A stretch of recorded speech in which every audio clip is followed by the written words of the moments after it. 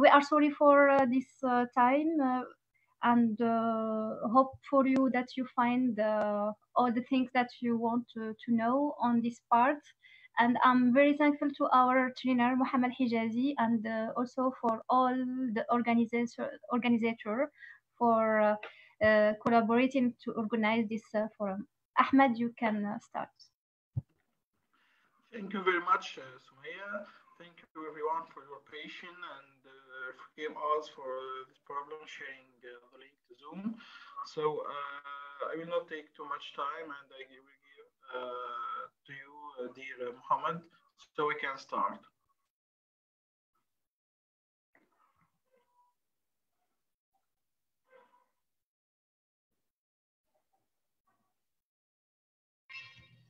Hello everyone, how are you doing? I hope you're doing great today, and once again apologies about the delay. Thank you VPs Ahmad and Sumaya for the introduction. Just give me a second to pull up the slides. Okay. So first of all, for those who were not here yesterday, my name is Mohammad Hijazi. I'm JCI Vice President assigned to Africa and the Middle East. And this is part 2 of the effective marketing strategy for JCI organizations course. So today we'll be doing module 3 and module 4. Before we start, I have put a link to the registration form in the chat. So if you can, please register once again, even if you registered yesterday, just to make sure that you will receive the knowledge test once it's ready. The knowledge test will let you be certified for this course, so you can train it yourself in your local and national organizations. Okay, so make sure you do the registration link. In order to receive the knowledge test, you should have attended yesterday's session in addition to today's session. So make sure that you have done that yesterday.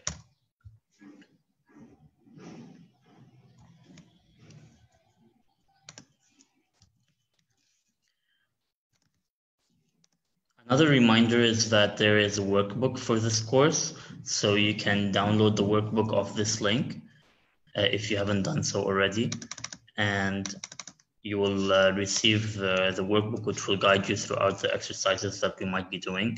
You can also use the workbook to take notes during the session, and the workbook effectively is a way for you to take this information to your local organization and try to build on it to create a marketing strategy for your organization.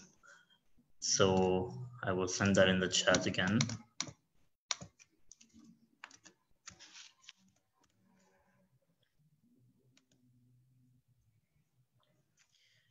Great. Now that we're all set up, I would like to, I would hope that you will be more engaging than yesterday. There's more exercises today that I would like you to participate in. So let's try our best to, as much as possible, engage in the chat or in the links I will be sending for the exercises. So the first module that we'll be talking about today is Module 3, your audience and how to communicate with them. So before we start, who can remind us of what we discussed yesterday? And as usual, if no one volunteers, VP Ahmad will be choosing someone.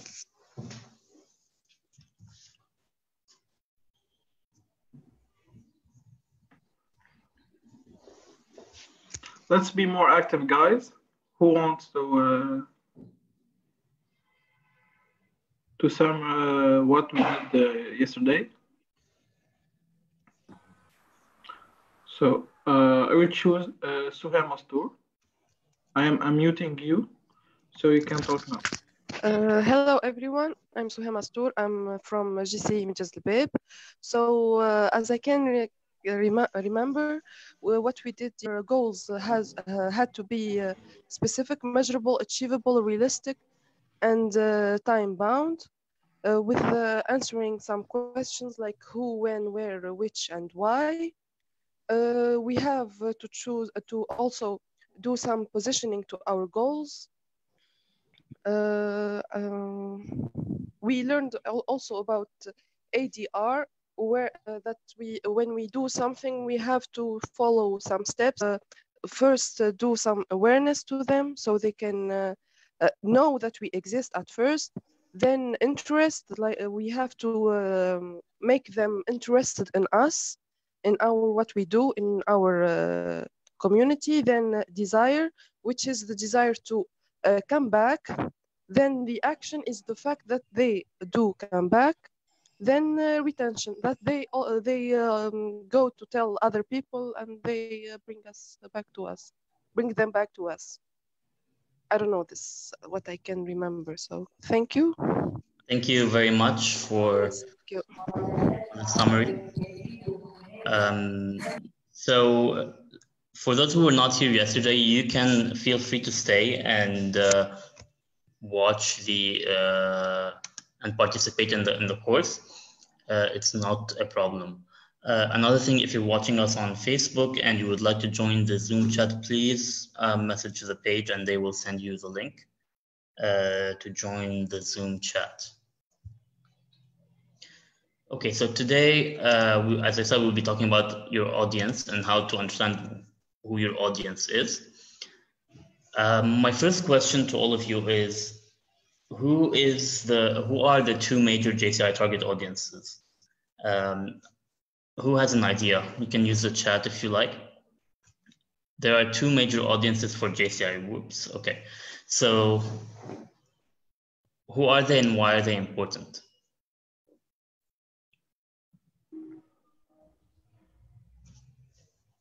We need more energy, guys. Mohammad said members and citizens. Okay, it is close. Tomorrow. Saying member of your community and JC network. Okay, so the broader audiences of JCI can be divided into the external audience and the internal audience. So we can simply say that the external audience are the people who are non-members of JCI or are not related to the JCI network. So these can be local partners and sponsors. They can be like-minded organizations from all sectors of society. They can be potential JCI members and project volunteers, and they can be local supporters and citizens of the community. So everyone who is not part of officially part of JCI. While the internal audience are people who know what JCI is. They are members or affiliated with the organization, and these can be existing and potential members of JCI, former members, alumni, and senators, national organization officers, so your board members, and the local organization officers, donors even. So people who are donating to you, people who are receiving your newsletter, people who are members are in your internal audience, people who already know what the JCI organization and the JCI organization is. So this is very important because in order to do marketing and communication, each audience will have a different way of communication, because the way that you send messages to your internal audience, your members, is going to be different than the people who don't know what your organization is.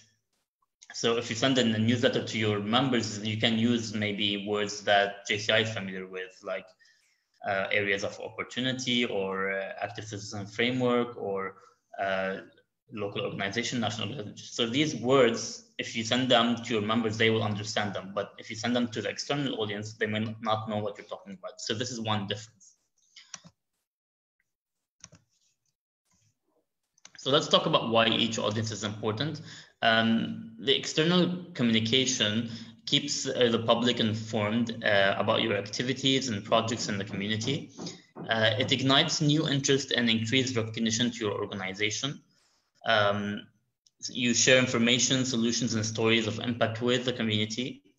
It creates opportunities for collaboration with like-minded organizations and establishes a credible reputation for your organization within the community.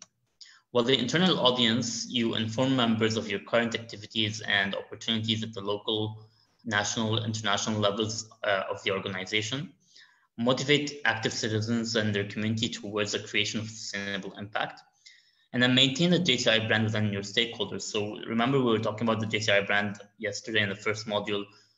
This is very important because your internal audience are your ambassadors for the JCI brand. So they should be able to convey whatever you want the brand to say to your external audience. And finally, enable your local organizations to analyze the engagement of its local stakeholders. What I'm going to do is decide which platforms, which marketing platforms we should be using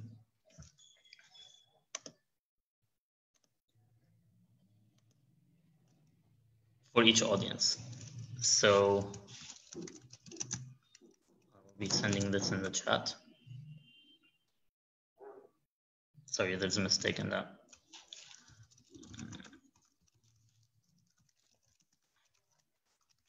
Please use the second link that I sent.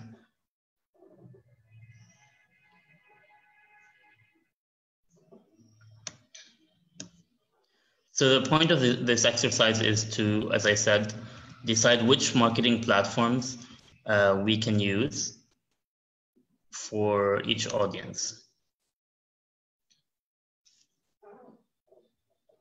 Oh, you need permission? Okay, give me 1 second.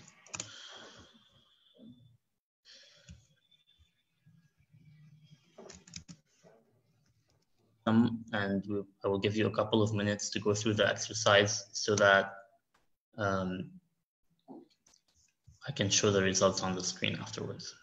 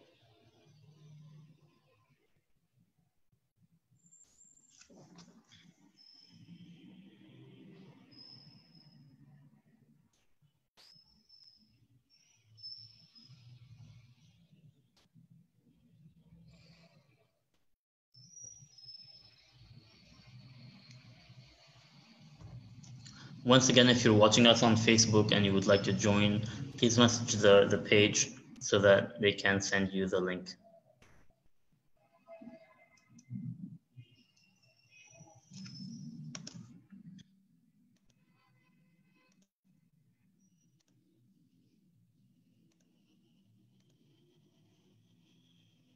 Meanwhile, let remember people who are watching us on Facebook Live, you can join us if you want on Zoom.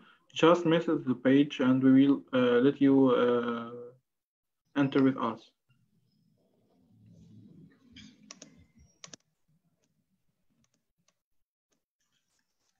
And if you just joined the Zoom call, I'm resending the link to the exercise we are doing. You have to select which platform works for which audience. I have 9 responses now. I will be waiting 1 more minute to get more responses in.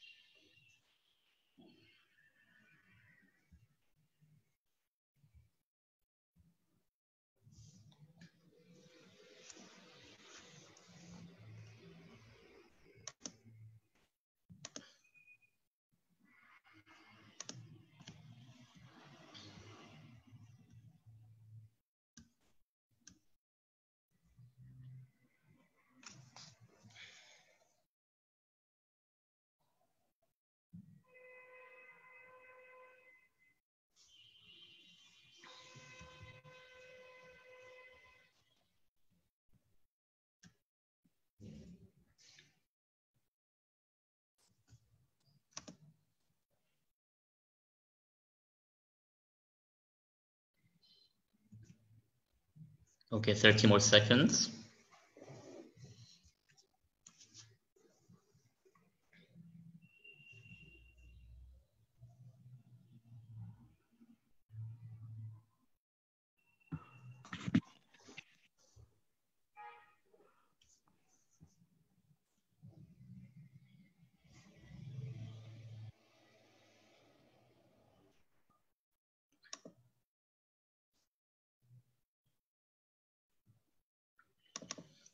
Okay, let's see the results.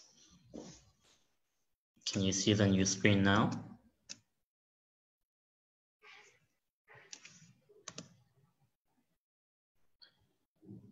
VP Ahmad, can you see the poll, or are you still seeing the slides? Yes, we are seeing the poll. Okay, great. So 15 people responded.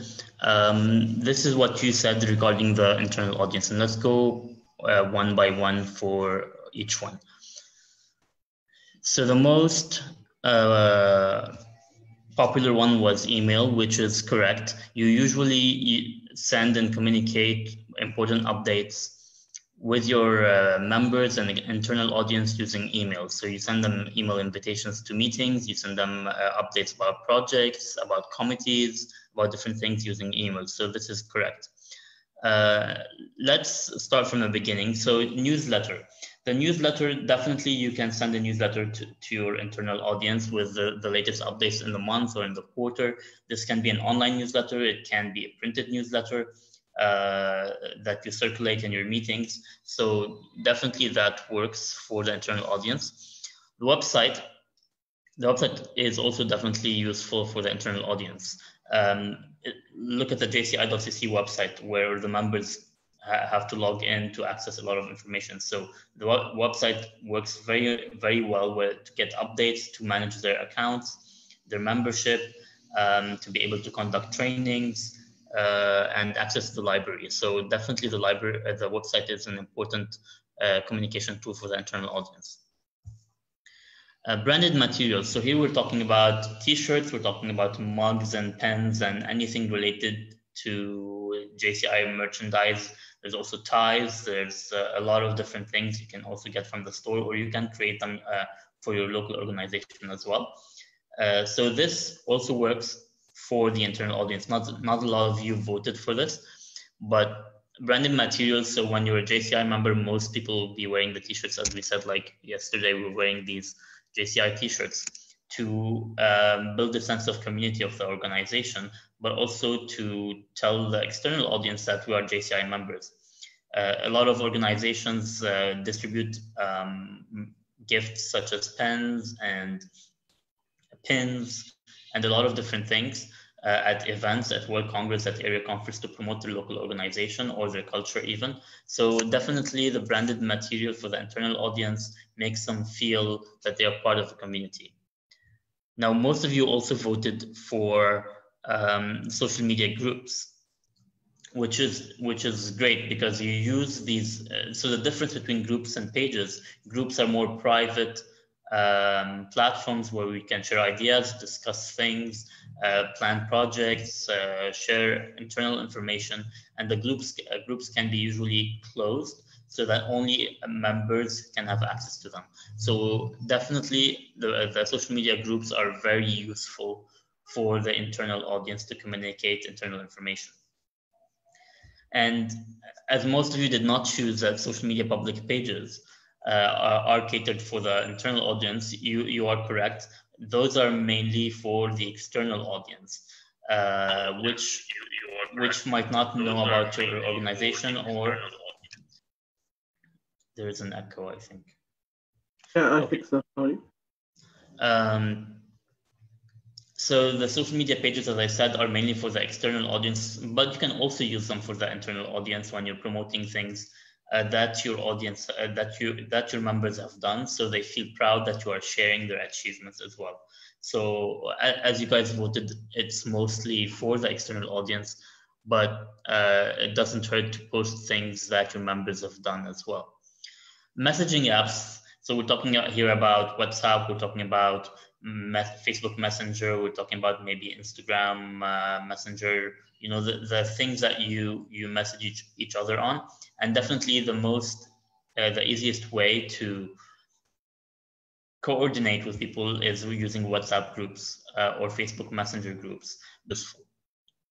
We already talked about email. Now let's talk about the press releases and the press conferences. They go more or less together, and these are events that gives a news piece to the media that they can publish in their platforms. And the press conference, you would hold it to invite the media. So the media is the external audience.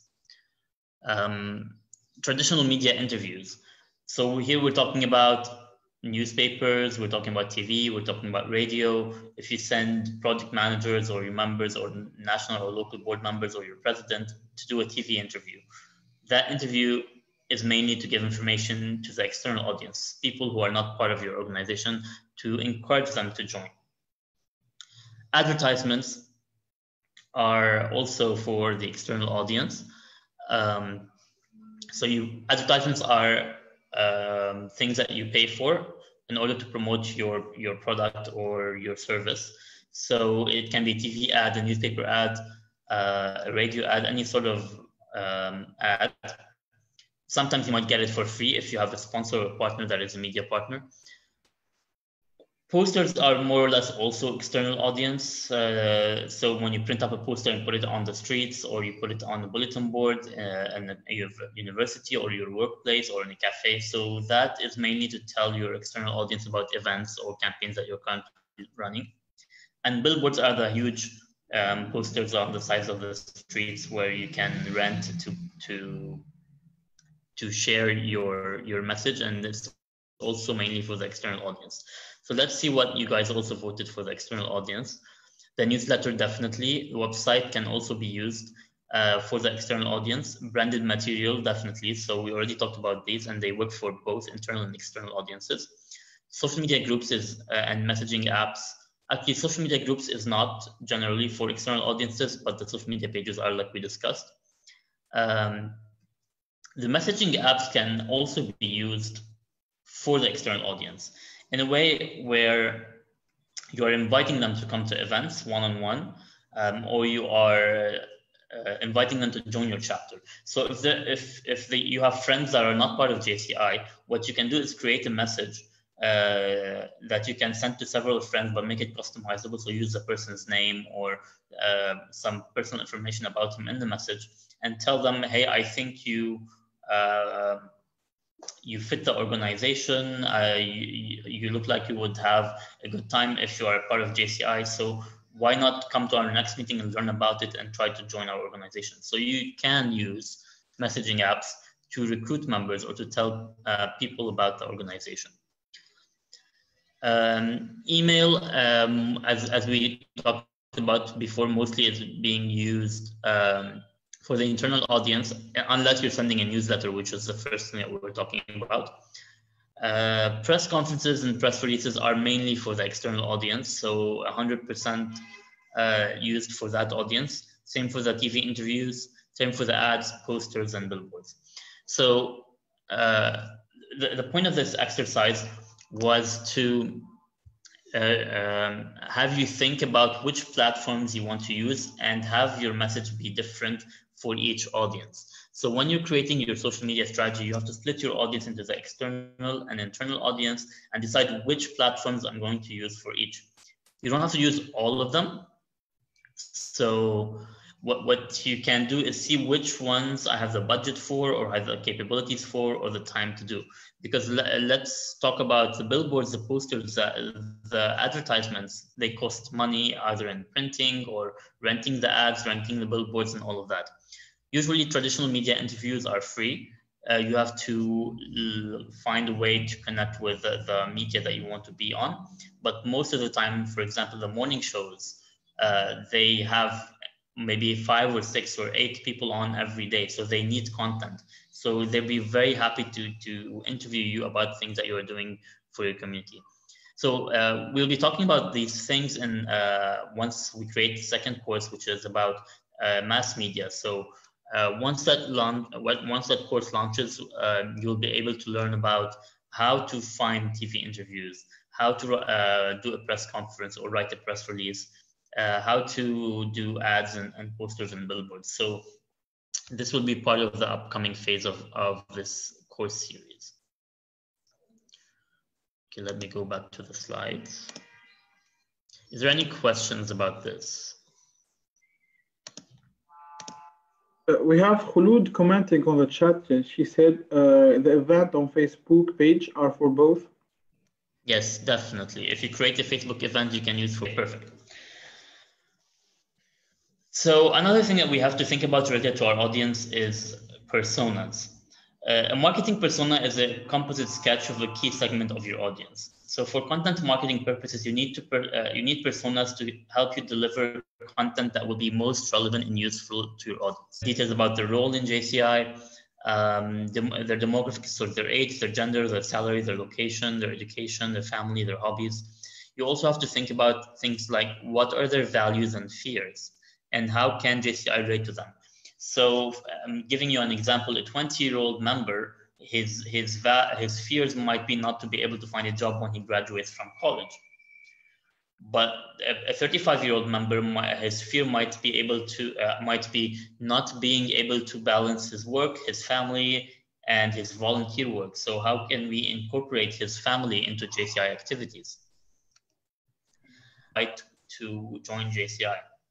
You have only 20 or 30 seconds until the elevator stops and the person leaves. So how do you convince them to either join your organization or buy your product? It depends on what you want them to do. And there are 5 steps for creating an elevator pitch. So the first step is to identify your goal. As in everything that you want to do, you have to have a specific goal. So start by thinking about the objective of your pitch. For instance, do you want to tell the potential member about your organization? Do you have a great new project idea that you want to pitch maybe to a donor, to a person who might fund your project? Or do you want just simple engaging speech to explain what JCI does, for example? And then you also have to, once you set your goal, you have to explain to the person what you do. So start your pitch by describing what JCI does, and then focus on the problem that your organization is trying to fix. And then remember, yesterday we were talking about our unique value proposition. So here it's very important to communicate your unique value proposition as part of your elevator pitch, because that is the thing that makes you unique. It needs to, it helps you identify, it helps the people identify what makes you or your organization or your idea something unique and worth listening to. And then also try to engage them with a question. So for example, you can ask them something like, how does your organization handle the training of new people?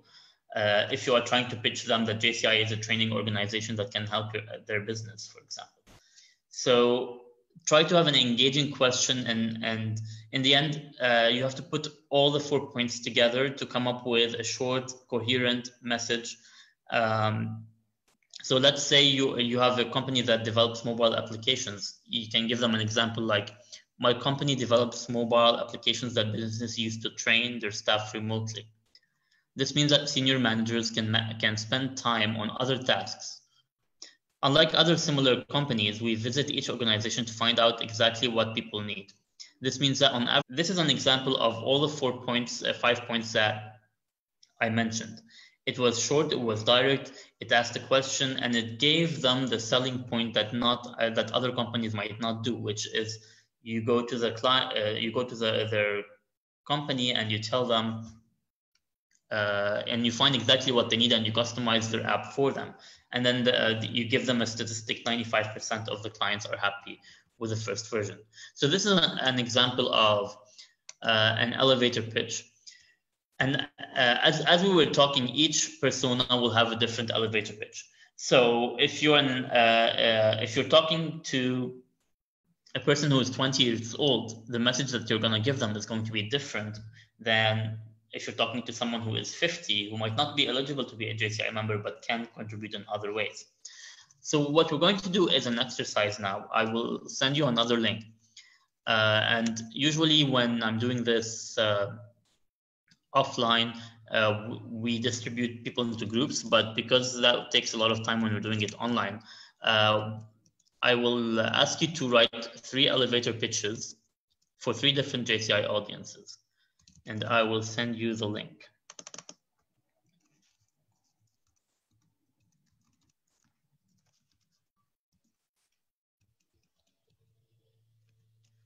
In the chat.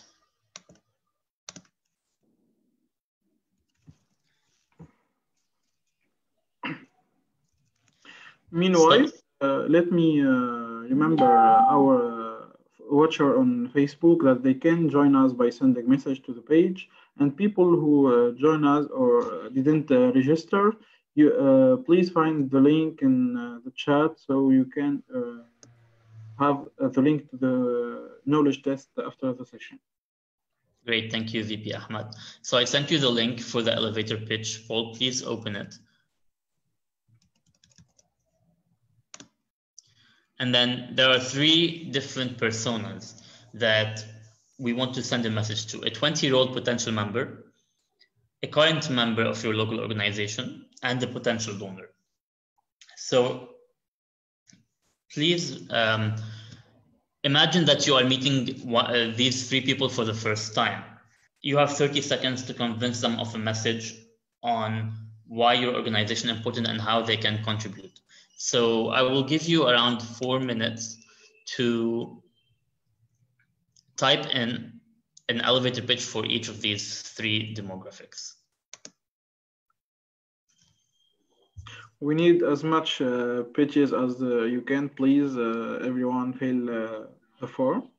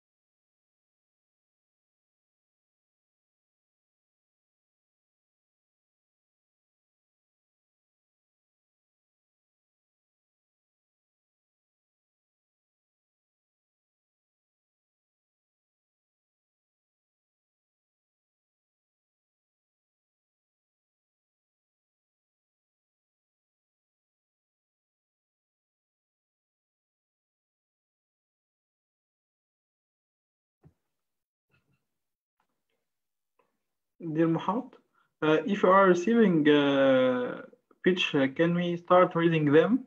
Or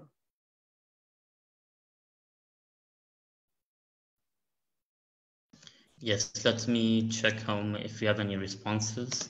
okay. We still don't have any responses yet, so I'll give a couple more minutes because there are 3 audiences. It might take some time. Okay, very good. So just to remind everyone, what we're doing is filling in the exercise on an elevator pitch for the following demographics. So a 20-year-old potential member, a current member of your local organization, and a potential donor. So please write a very short elevator pitch for each one, and let's see how your message will be different.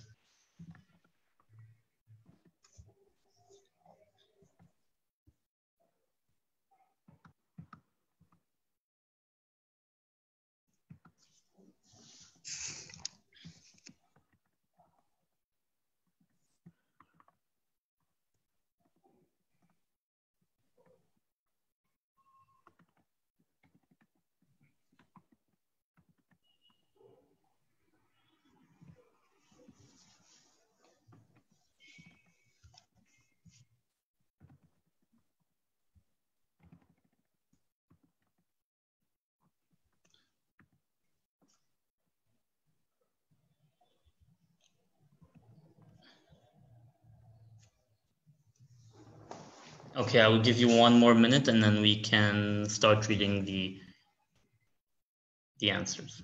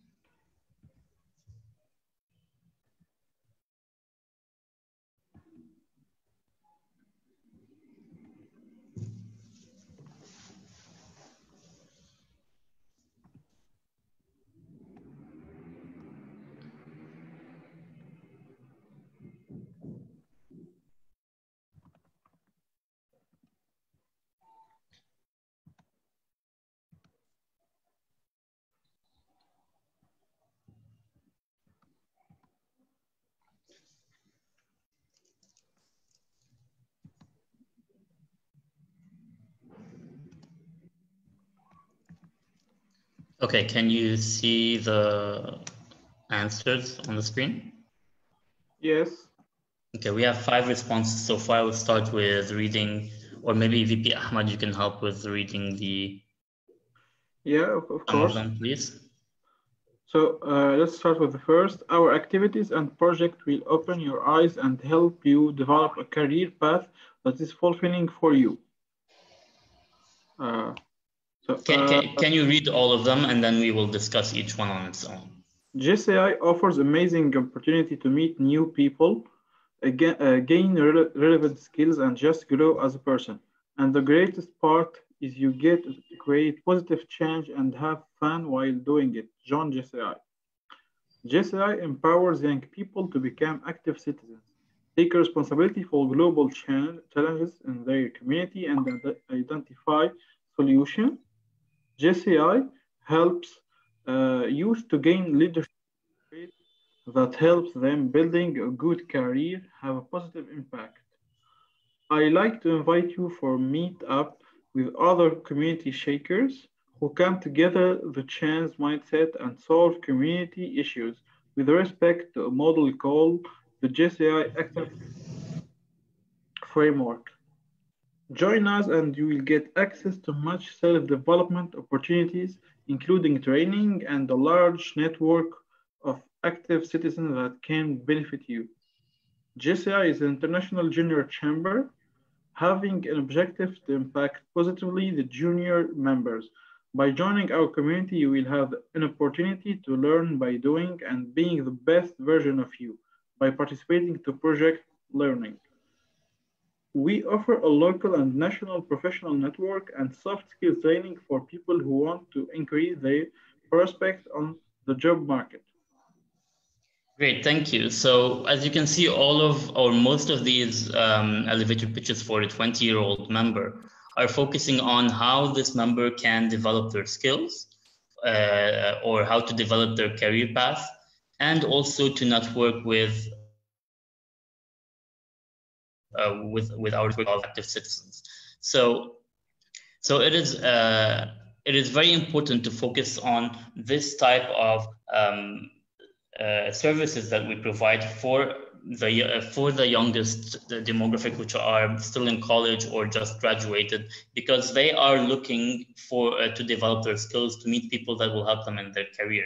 And this might not be the case for people who are 35-year-olds who have different priorities in life, maybe sustaining their family, maybe trying to connect with their communities, maybe improve the community for their children. So that will be a different elevator pitch.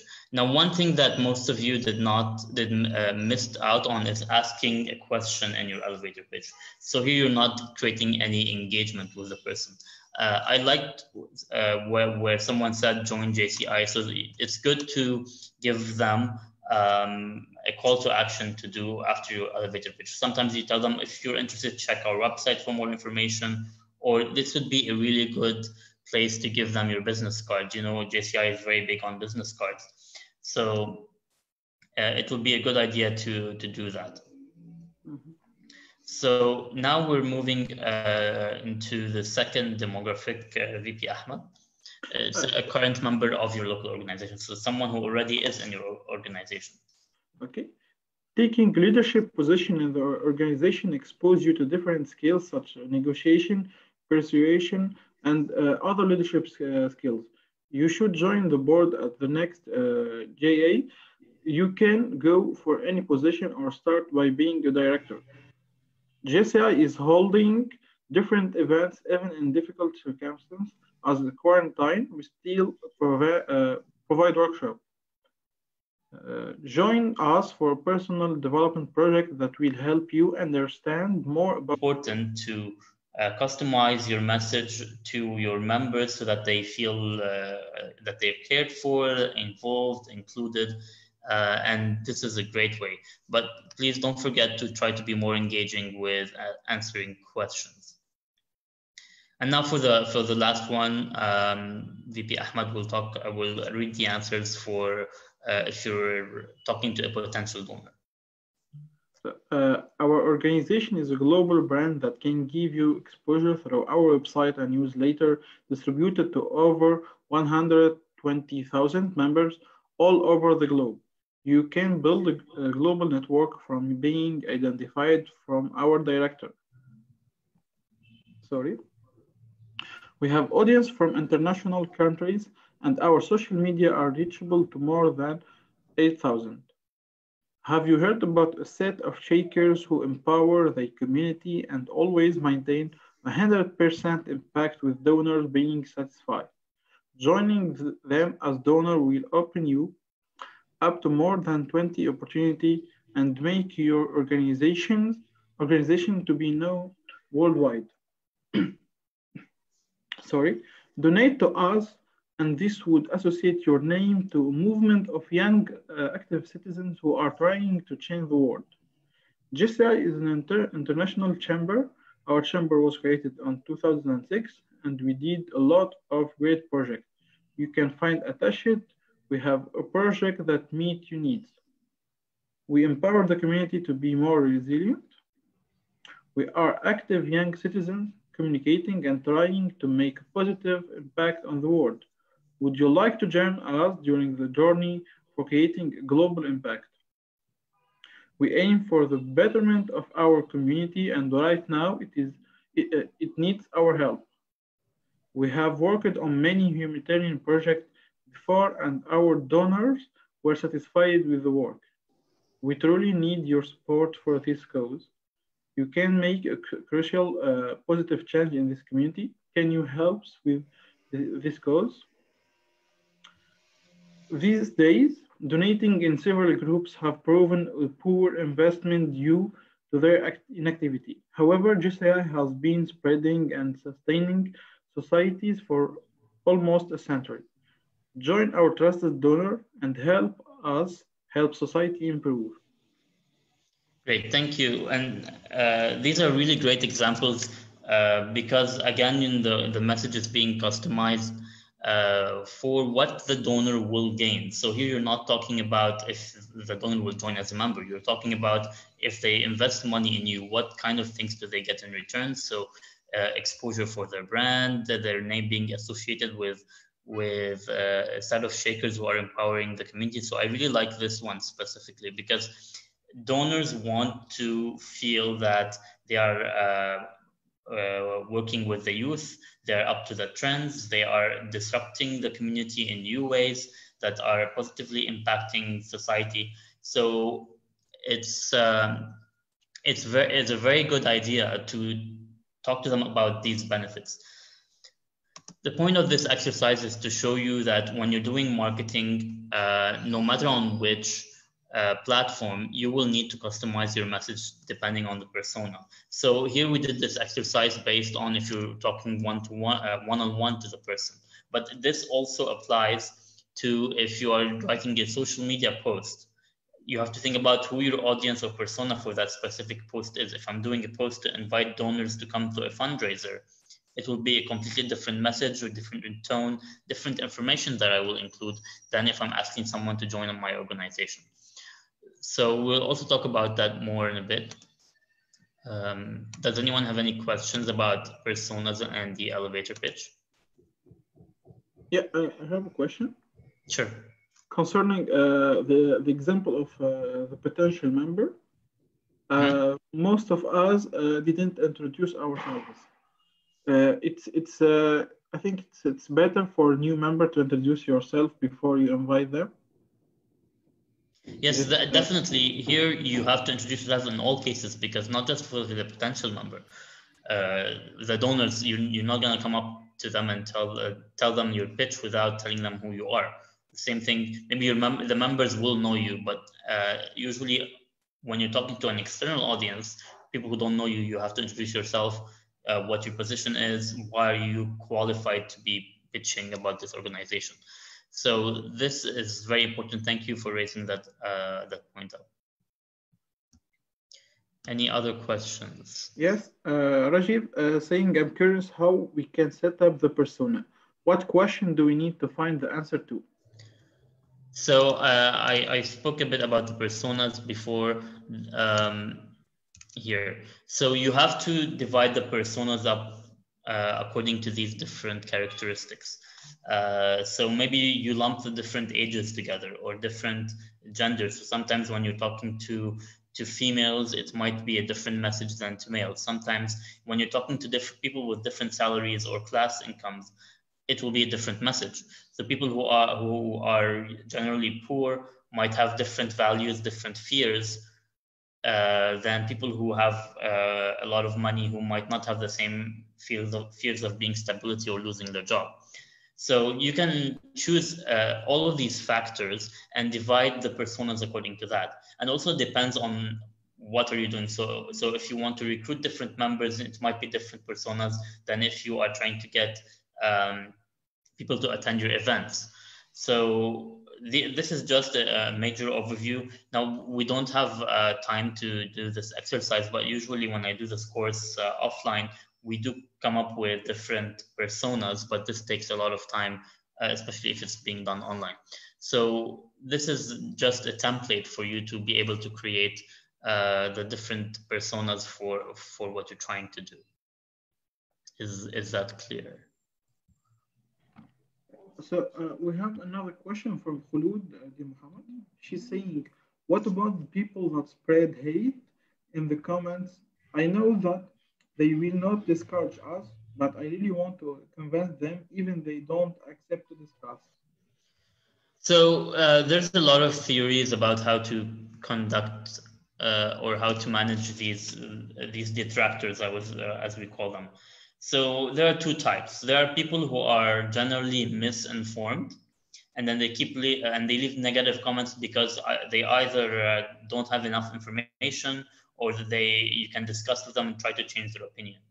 So these people, you can actually try to engage in a discussion and try to change their mind, because if they have misinformation, you can try to correct that information for them. And usually the rule of thumb is that you reply to a person 3 times, and if it keeps getting negative, then you know that this person is the second type of detractors, called the trolls. So the trolls will keep saying negative things no matter what you say to them.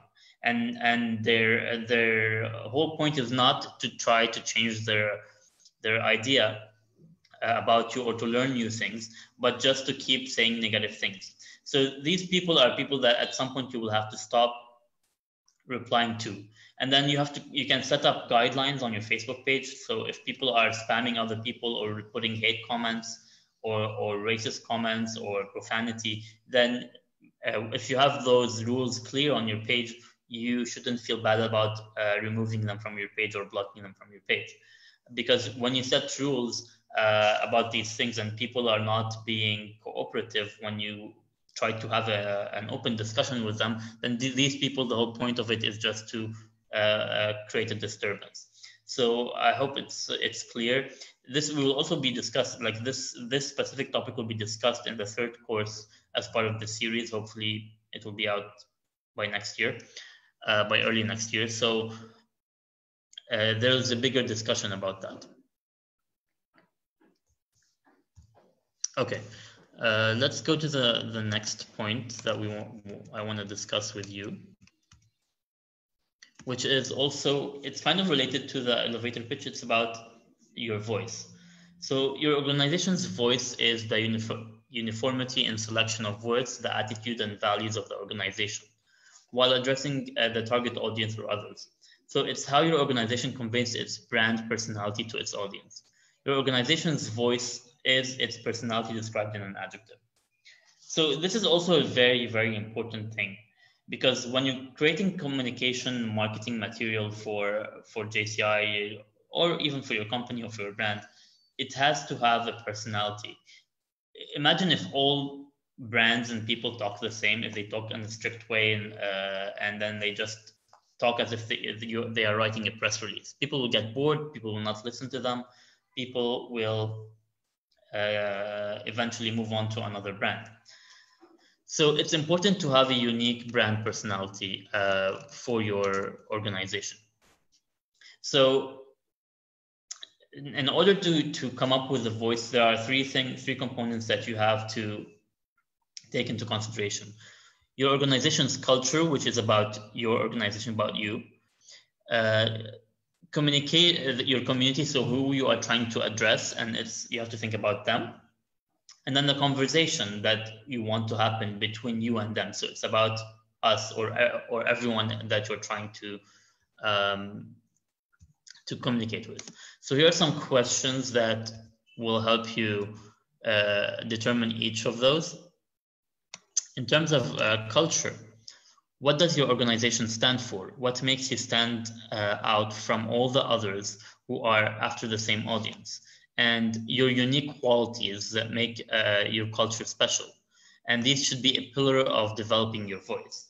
So when you're creating your voice, you have to think about really who you are as a culture in your organization, how your people think, what their values are, what their fields are, what things you want to convey to the public. And when you think about the community, you have to listen to them, and that can reveal how your community speaks and can help you speak easier with them and to them. So think about if you're talking to a community of underprivileged children, the way that you're going to talk to them is going to be different. And I'm not just talking about what you're going to tell them, like in the elevator pitch. Here I'm talking about how you're going to tell it to them, about your voice, the language that you're going to use, the tone, and that will be clearer once I go up to the different components of how you can choose your voice. In addition to that, for the community, you can use their language and meet them on their terms. And if you think about like an example, if you see what the posts or the marketing information from a bank is, it's completely going to be different, the way that they're going to talk to you, than the way that your doctor talks to you, and the way that the Disney Channel talks with children in their advertising. So when you think about the community and what they want, you know how to talk to them. And if you talk to the people in a language that they understand and in a way that they are connected to, then it will make them more likely to respond to you positively.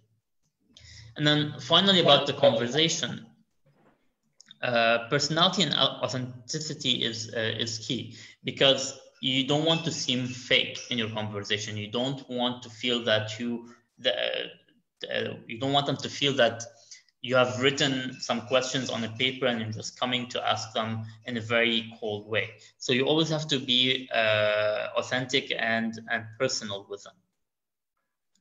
And then you have to think about what do you want to add to the conversation. So whenever you're doing any marketing material or you're trying to convince someone of something, you have to put in mind a goal of why am I telling him this? What will they get by the end of this conversation? And as you think about what you can offer, you will start to see a better picture of where your voice might fit in. So to give you something more precise that you can work with. So the voice of your organization is divided into four different characteristics, four different points. The first is the character. So imagine your organization as a person. The character of his voice is that person's personality. So use adjectives that describe a person's personality, but for the organization. So what does your brand sound like? If you picture your brand as a person, as I said, here is where you can flesh out the identity with specific attributes that fit with what you want to sound like, online or otherwise.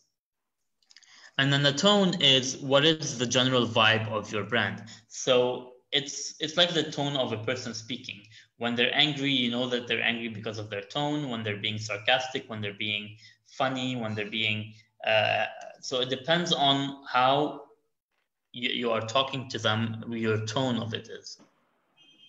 The third component is the language. So what kind of words do you want to use in a social media conversation or in any type of conversation? So here I don't just mean which language do you want to use in terms of the language as in English or French or Japanese or Spanish or any of that. It's also talking about the type of words that you're going to be using. And finally, the purpose is, why am I using this voice or tone or character with a person? What is the main marketing purpose for what I'm saying? So to give you a more clearer idea, here are some examples of each one. So your character can be friendly, can be playful, can be warm, can be authoritative, inspiring, professional. And then your tone can be personal, can be humble, can be honest, can be direct, clinical, scientific, angry, depends on the situation. And then the language can be things like using a complex language versus a simple language, being savvy with smart words or jargon filled. So for example, if a doctor is talking to another doctor, they'll be using a lot of words that maybe the normal people who are not medical professionals will understand. And it's the same with JCI. So we have a lot of jargon in JCI. You have LOM and NOM and TOIP and World Congress and a lot of words that people don't understand if they're not part of JCI. So this is what jargon means. And then also your language can be insider, which can work for your internal members, but not for your external audience. It can also be fun, it can be serious, it can be whimsical. And then finally, the purpose of your voice can be to engage, to educate, to inform, to enable them, entertain them, motivate them, delight them, sell, or amplify. So when you think about these four things, you are thinking about how to create your voice. So in order to understand this a bit more, we have another exercise. I will also send you another link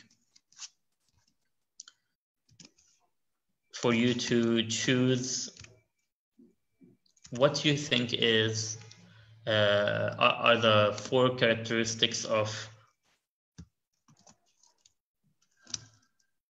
your local organization. So if you go on the link that I'm sending now,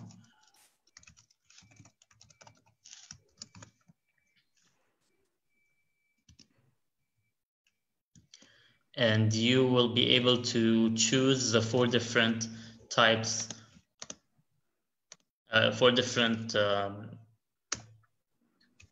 aspects of the form of the voice. So I'm putting up the slide back again so you can think about the different ones, and you can choose multiple answers in each category. So please join the link.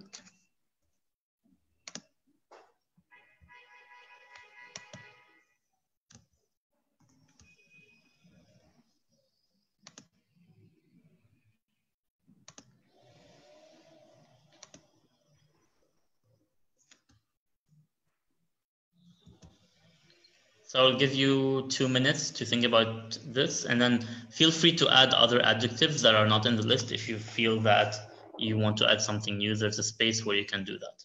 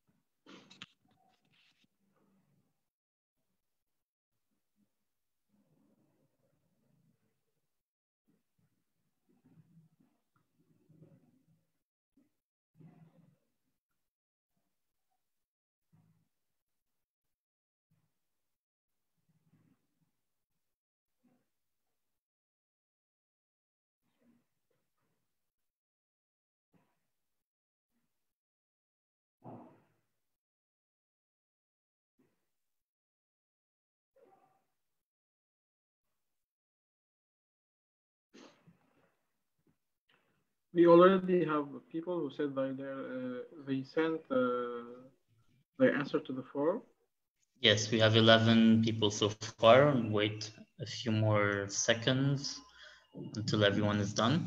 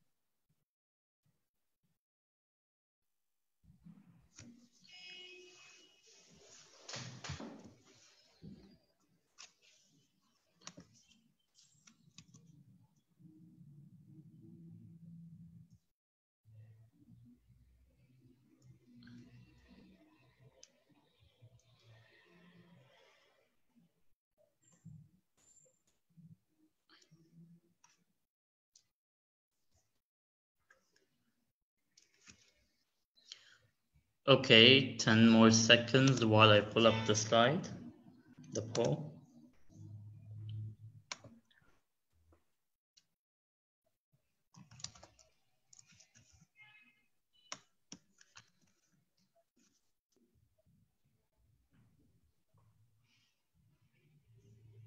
Okay, so let's first talk about the character. Can you see the poll, or is it still on the slide? Yes, we are supposed.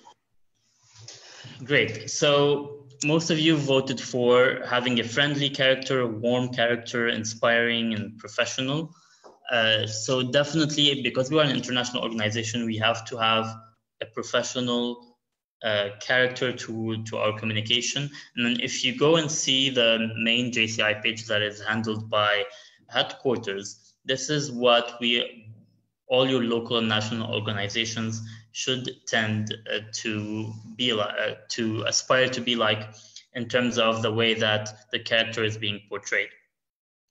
And definitely we have to be very friendly with people. We have to be warm. We have to be inspiring. We should not be authoritative, because if you think about it, everything that we do in JCI is done in a very democratic way.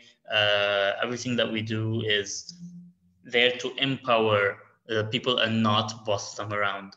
So being authoritative is not a good way to go.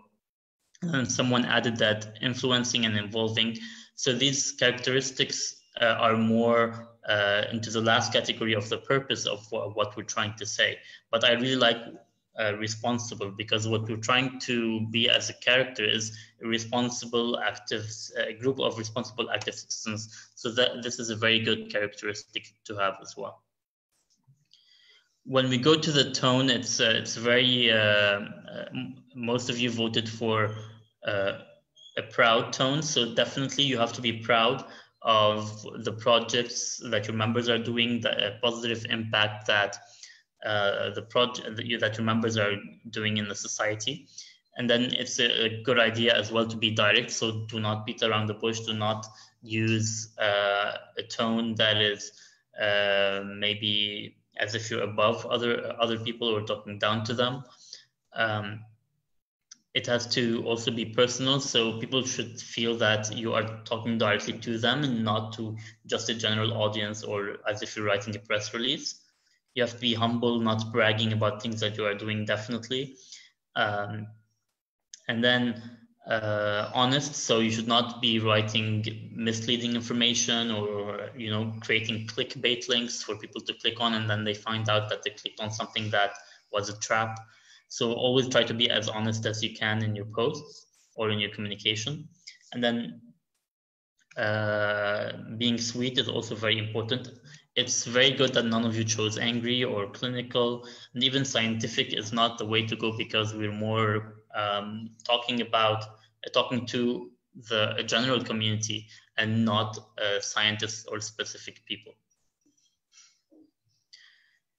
And then when we go into the language, an overwhelming amount of people said that it should be simple. which is definitely the way to go, because you are talking to a very general types of community. And here we're talking about the general voice and tone. But again, when you're talking to the internal audience, it might be different. But let's say we're talking about the Facebook page tone. It has to be simple, because people will have different backgrounds and educational levels and language levels. So if you speak in a simple form, everyone will be able to understand you. If you use jargon-filled words all the time, then people will unfollow you and they will be bored of what you are sending them. It's also good to be fun and have some funny content, and to have people enjoy what you are communicating. So you shouldn't always be very serious, but a mix of both, depending on the messages that you are trying to convey. So if you have a fundraiser for something that is happening in the world that is very serious, you will definitely not be making jokes. But then if you are trying to promote a karaoke event or something that is fun, then it has to be fun and whimsical and funny. And definitely we should not be using a Shakespearean type of language that most people don't understand. And then the purpose of our communication, an overwhelming amount of you said that the purpose is to motivate, which is very true. We have to motivate the people who are reading our communication or receiving our communication to create positive change, even if they're not members. Motivate them to join JCR, motivate them to be active citizens, even if they're not part of the organization. So this is very important. And also to be engaging with them. So ask them questions, try as much as possible to have a conversation with them. And then educate them. This is very important when you're doing a campaign. For example, if you're doing, let's say, a coronavirus awareness campaign of things people that should do in this time. So this is definitely about educating them and informing them. And then also, because we are creating opportunities as an organization, it's also very important to enable them, give them these opportunities to grow. And then definitely sometimes you have to delight them and entertain them. When it comes to maybe you put a joke or something funny that your members did, or you're inviting them to an entertainment event that you're doing. So this is very important. And then also the purpose is to be leaders in our organization. So that is also very important. It's not a good idea to have your purpose as if you are selling something to them, because in the end, this is a volunteer organization, and this you don't want them to feel as if you are selling products to them.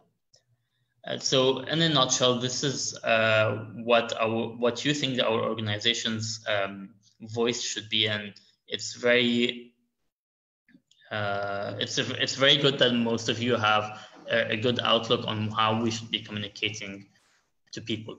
Are there any questions related to this section? We have a question, dear Mohammad, from Rajib. Sure.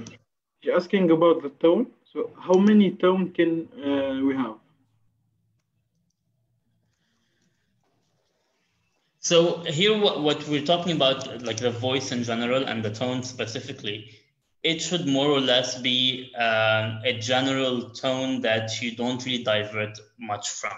So it can have different characteristics. So it doesn't have to be one, but in general, you should not be changing your voice from day to another, because people like consistency. So you cannot be one day very serious and the next day very funny and sarcastic, and then the third day use all the difficult words. So you have to be very consistent. Now the tone can change in a sense depending on the situation that you are writing about. So it can be, as I said, serious to a point when you're talking about maybe a serious matter, maybe a death, maybe some sort of a pandemic that is happening. So you can't really make fun of that. But your general tone should be consistent from week to week and month to month, because people like consistency. And if you have a drastically different tone, every different time people will get confused as to what your personality is. So, we have other questions. Sure. asking about is there also digital marketing also covered in this session? So if I can answer, this course, it's more about the strategy of all marketing. So I think digital marketing, it will be covered in other courses if it's possible. I think there is a course will be prepared for digital marketing, right? Yes, so for those of you who just joined us today, this course is part of the 3-course series that we are developing at the JCI level to help you improve your marketing. This course is just about marketing strategy. So everything that I'm talking about today applies to social media and it applies to traditional marketing, but we will not be talking about specifically social media today. As this course is to help you create a marketing strategy for all the different platforms. The next course in the series is about traditional or mass media marketing, on how to do press conferences or TV interviews, how to find them and things like that. And then the third course is about digital marketing, social media and website and digital assets. So today we're only talking about the social media strategy, and these courses are not, the 2 other courses are not ready yet. They hopefully will be ready by the end or the beginning of this year or beginning of next year. So we pass to the next question. Sure. I think the voice formula must be regarding the persona. We can have different voices for different type of person. Yes, as I already said, you can customize it for to a sense, and it depends. It depends on where you're using your voice and tone. So if it's a Facebook page, you cannot have a drastically different voice every time. So you have to come up with a general voice that you can customize and tweak based on your personas, but it cannot vary drastically, because you imagine if it's a person and every day he has a different voice and tone with you, then you come and say he's a bipolar person, or he has a he cannot really communicate very well with everyone. So whatever you are trying to do, imagine your organization as a person and try to get those characteristics of that person to apply to your organization. So definitely, as I said, you can tweak different things, but for example, you should never be angry as a tone, or you should never be use very complex language, no matter who you are talking with. So maybe put a guideline of things that you should not do, and try as much as possible to have an average voice that you deviate slightly from, depending on your persona. Any other questions? Yes, from Khulud, but I think it's in the same context. She said, what I got, the 4-point from the 4-point formula depends on events you are hosting, but you should keep your authenticity and value of the organization. So, yes, definitely. So I think it's the same path. So we should not alternate too much our voice, so we keep credible. Yes, definitely. Okay, so I'm going to give an example of how you can write something that can be useful for your organization. So when you're writing a piece of communication, no matter if you're doing it on social media or for an ad or for a magazine or anything like that, you have to think about these things. So the content type, what are you writing? And that will differ depending on what your communication will differ depending on what the thing you are writing is. So if you're writing a Facebook post, it will be different than if you're writing for an ad, or if you're a TV ad, or a newspaper. So you have to take that into consideration, and you have to also take into consideration who the reader is. So who is your audience for that particular piece, and then how is that a reader feeling? So you have to take into consideration their feelings in order to adjust the tone accordingly. So your tone should be the adjectives that describe how you should sound in the scenario. So I will give you an example. Imagine I'm writing a Facebook post for potential members, and then I want them to feel eager and engaged to find interesting information about the organization. So for example, your tone here should be helpful, informative, clear, and approachable. So I'm giving you an example. Did you know that JFK said, Harvard gave me an education, but Junior Chamber gave me an education for life? Check out this link of benefits you will get by joining JCI. So you gave them a question, you asked them, did you know? And then you gave them a very interesting fact about the organization, someone, an influencer or a celebrity or a past US president said about our organization. So this way you are engaging them, you are giving them clear and direct things to do, and you also have given them a call to action to click on the link to learn more about what they benefit. So this is just a simple example of how you can apply the voice and the tone and how you can slightly deviate depending on your audience. So we're a bit late, so I will not be doing this exercise, but you can also turn to the workbook. VP Ahmed, would you put the workbook link again for those who just joined so that they can download the workbook and use it in their organization? Of course, I will. Great. So the final point in this module is to understand the types of media that we can use. And then in marketing, there's 3 types of media that join together to create a trifecta. So there's the earned media, there's the paid media, and there's the owned media. The most simple one to understand is the owned media. It's the media that you physically or digitally own and you can affect directly by yourself. The earned media is something that people have said or done, but you do not control. So it might be the good things that people are talking about you, it might be the bad things that people are talking about you. And then the paid media are things that you can control by paying for them. So this can be TV ads, or when you put billboards, or when you put posters, things that you're paying for to, or being sponsored for, to advertise your content. So to give you a clearer idea, the own medias are your properties, as you said. So mainly they are your social media channels, they are your website, your blog.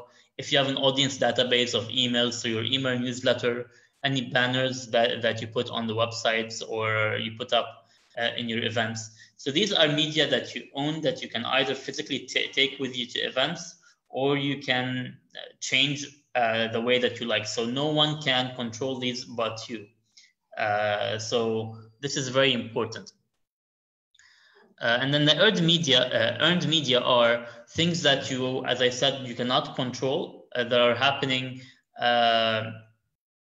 that are happening to talk about you either negatively or positively.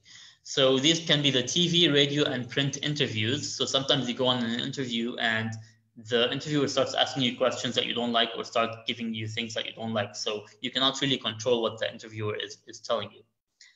The press releases, definitely you own the press release that you send, but then people who share them, you don't own the platforms. So they have shared the press release, the pictures that you sent them, but you don't own them, so you cannot change the things that you might want to change unless you have to ask them and they approve. People who are sharing your social media posts and mentioning you and responding to you, commenting on your Facebook, this is earned media from things that you own but people have shared. So you cannot really go and edit the comments that they have put or edit the things that they put when they share your post.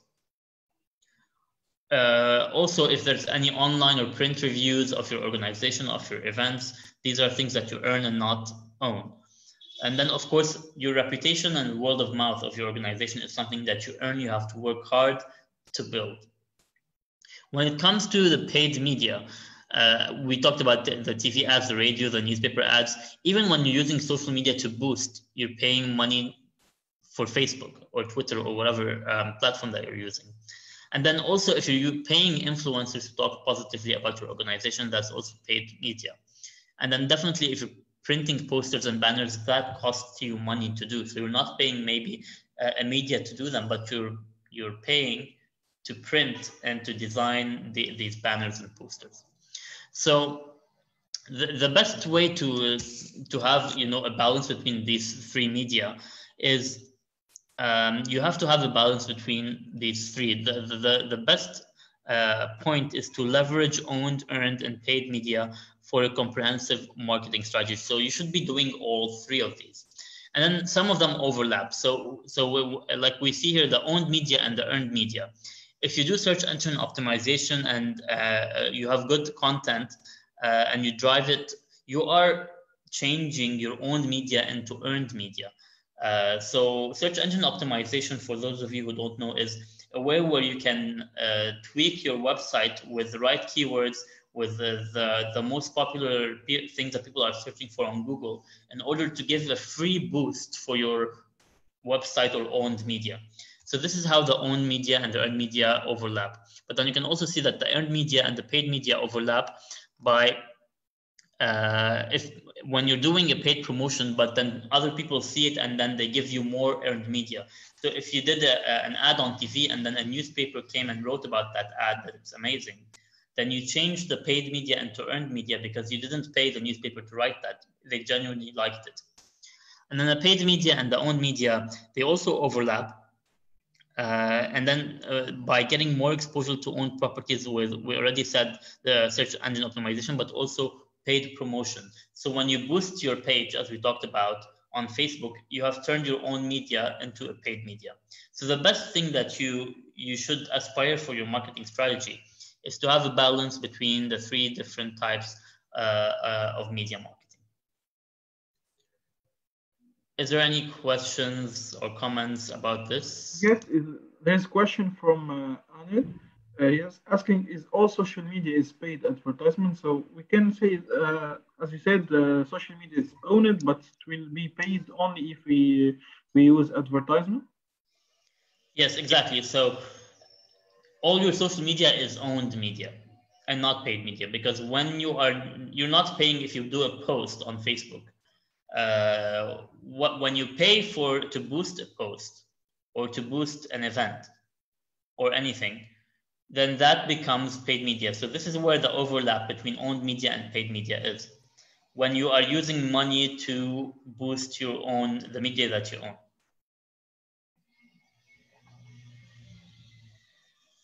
Any other questions? No, we can go, I think. Okay, great. Now, since we finished this module, I would like a volunteer, or as we're used to, VP Ahmed will choose someone out of random. So who wants to volunteer to summarize what we talked about so far in this module?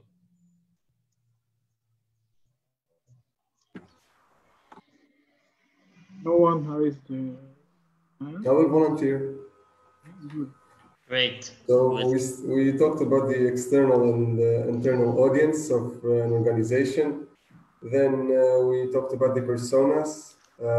We said that we can segment our audience by demographics, hobbies, etc.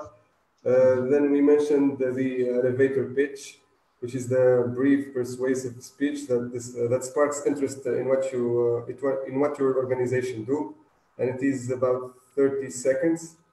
And the steps we said: identify your goal, explain what you do, communicate your unique value proposition, then engage with the question.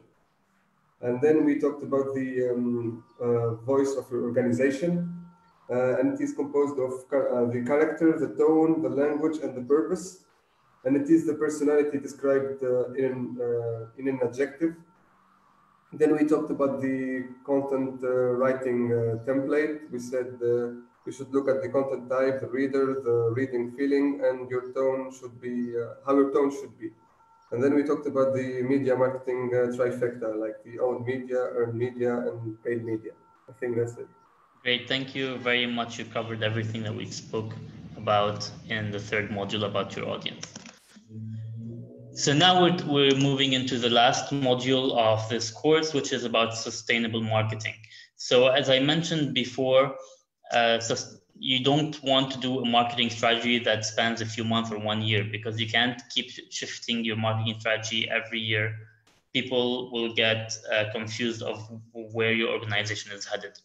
So when you do a strategic planning for your organization, it should include some sort of marketing strategy that spans that strategic planning. And usually JCI does strategic planning every 3 to 5 years. And this period, they've been doing it for 5 years. If you want to read about the JCI strategic plan, it's up on the library on jci.cc, so you can go and make sure that the action plan that you're working on as a local board member or as a national board member or as a project director is aligned with the strategic plan of JCI and of course the action plan for this year. So now I want to ask you a question. What is JCI's main service? What is the thing that we are selling or we are providing? Feel free, please, to write it in the comments.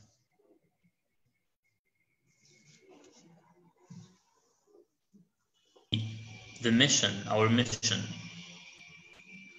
Community development, leadership, sustained communities, leadership development, individual development, personal development, a better world, positive impact, solutions to existing problems, active decision network, positive impact. So there's only one, or the best answer here is to provide development opportunities, definitely. So exactly.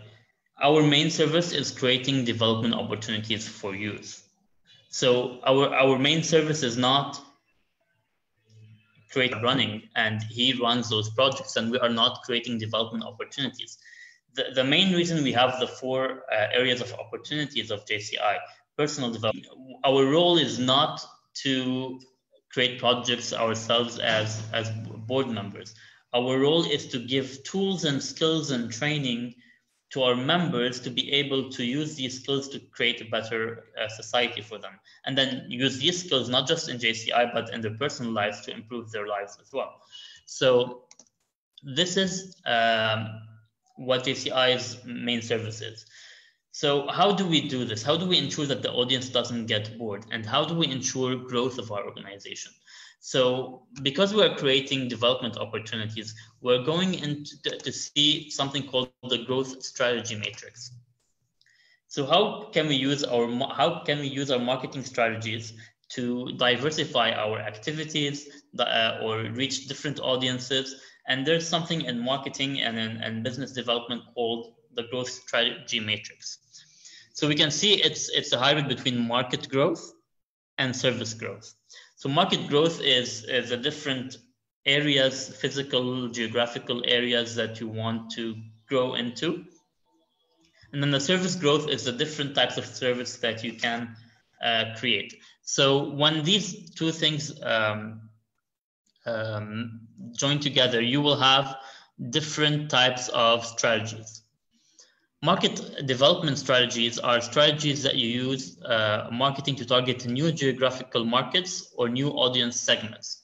So, for example, this really works very well with a national organization board, because the national organization, one of the roles is to open new chapters in the city, in their country, right? So when they open a new chapter in a city that there was no organization in, they are using market development strategies to expand their audience, to expand their market. But also local organizations can use market development strategies through new audience segments. So, for example, I'm going to give an example of JCI Tunisia. What I know is a lot of their members are very young. So maybe they can create a new audience segments to target people who are older generation, not within the JCI range. So maybe 35 to 40, because when you see everyone is young, and as we talked about, each segment has different values and different fears and different things that they can provide. So young people are very energetic. They have more time. They can create more projects, be on the ground more. And then the older demographic might have families and businesses they need to run, so they are not maybe having that much time. But in terms of other things they can provide experience, they can provide connections to businesses that might be able to fund you. They might be able to donate to your organization if they're well off. So trying to create, to attract new audiences to the same organization is something that can be done on local and national level. Now, when we talk about diversification strategies, so we can use marketing to support diversification into related causes or even unrelated causes. And then we can also try as much as possible to do upstream integration and downstream integration. I'm going to talk about those now. So upstream integration is with your suppliers. Who can tell me who JCI's suppliers are?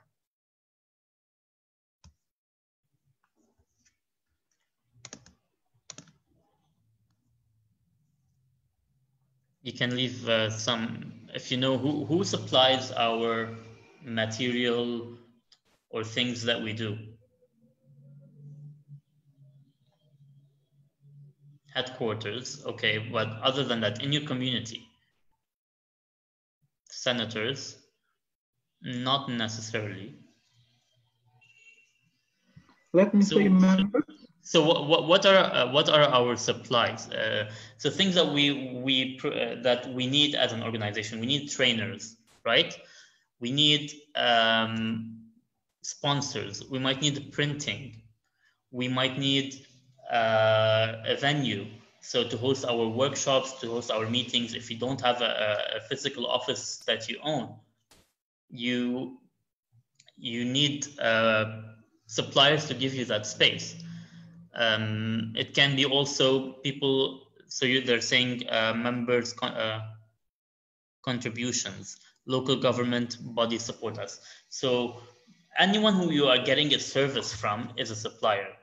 So this can be trainers, this can be hotels if you are paying for a conference room, or anything that you are physically printing or a magazine. So what you can do here in this type of diversification is, instead of paying for these services, you can try to recruit these people as members in your organization, where we can try as much as possible to lower the cost for you.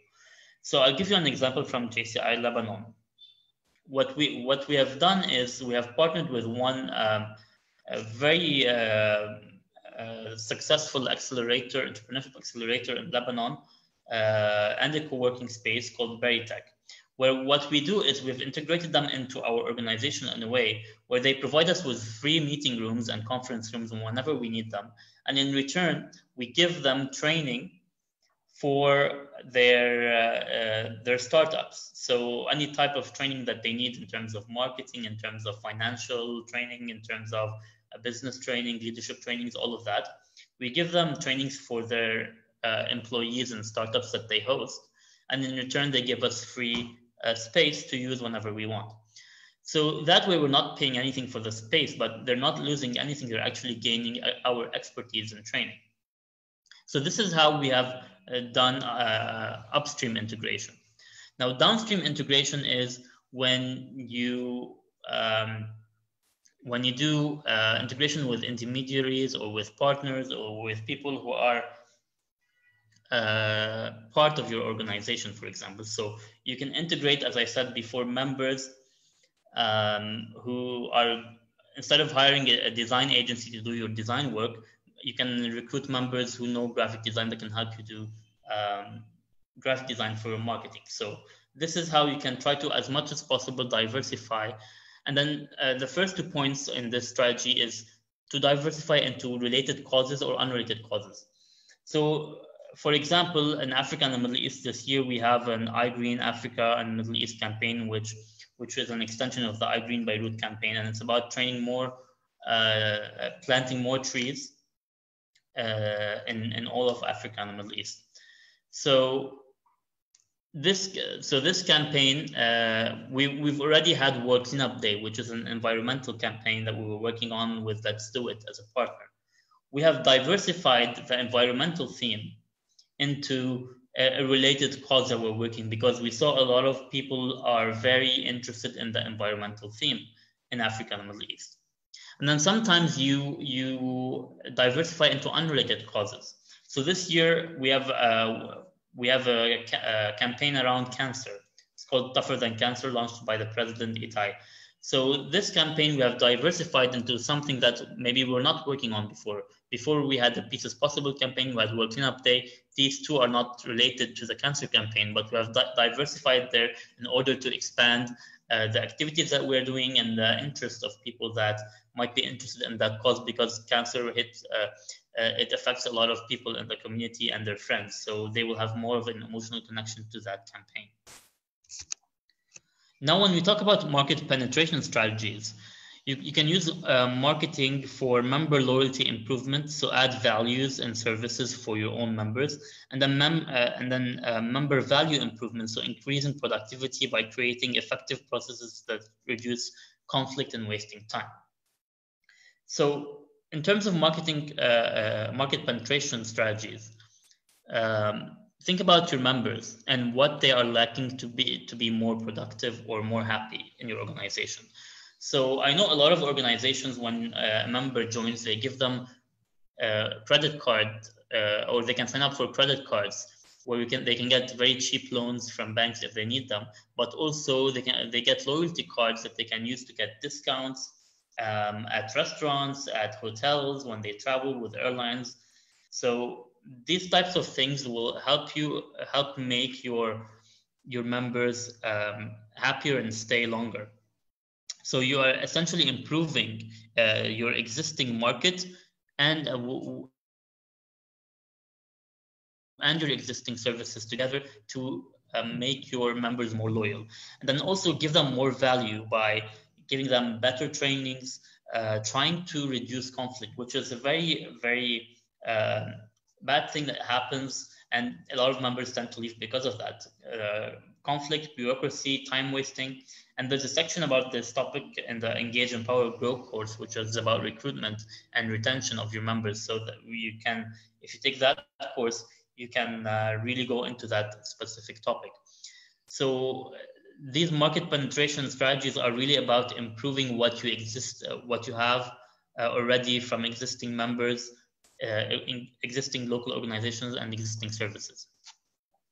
Finally, service development strategies is about your existing local organizations. How can I provide them with new services that I don't have already? So try as much as possible to every year or every quarter come up with a new service to keep things fresh and people excited about staying in your organization. So creating new ways to deliver these services as well, changing payment methods, increasing service range. So sometimes, well, because of the membership fees, people might only need to pay them cash, but then if you do an online payment gateway, people might pay them in an easier way. Sometimes you want to launch new services, like what we're doing now. These online trainings did not exist before this year. Before the last 3 months, no one was doing online trainings in JCI. So that is a new service that we have introduced to our existing members.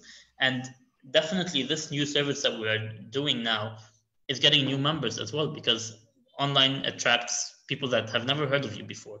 So some of the growth strategy matrix components can work together as well for new audiences or new services.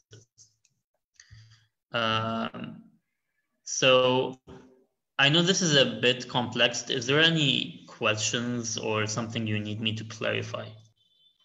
Someone is saying that in Germany, it's the Chamber of Industry and Commerce who supplies us the spaces and catering. Great. So you have integrated them into your operations.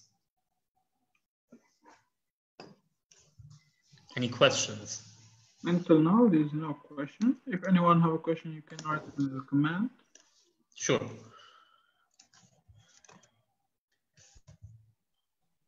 Great.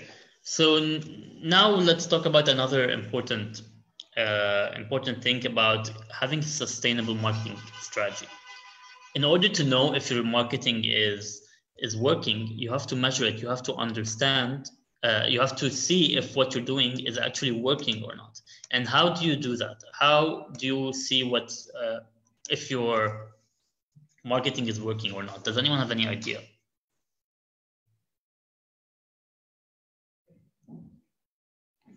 For example, if we did a social media campaign to attract members, so if we aim to to recruit 20 members, for example, we can know if our campaign it was good or not by the number of people we recruit.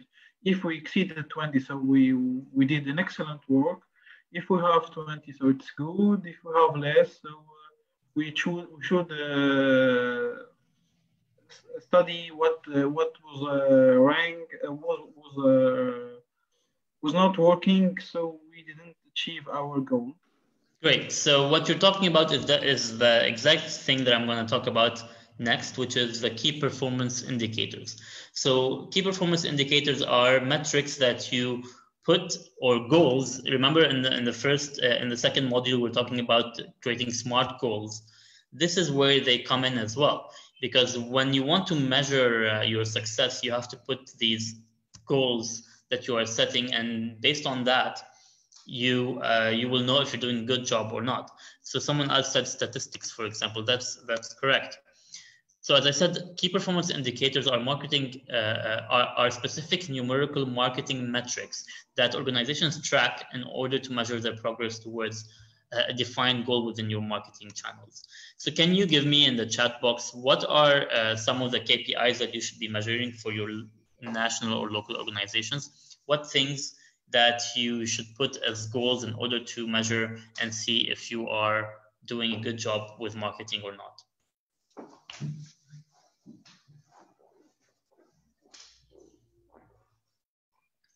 Any ideas? What kind of ratios?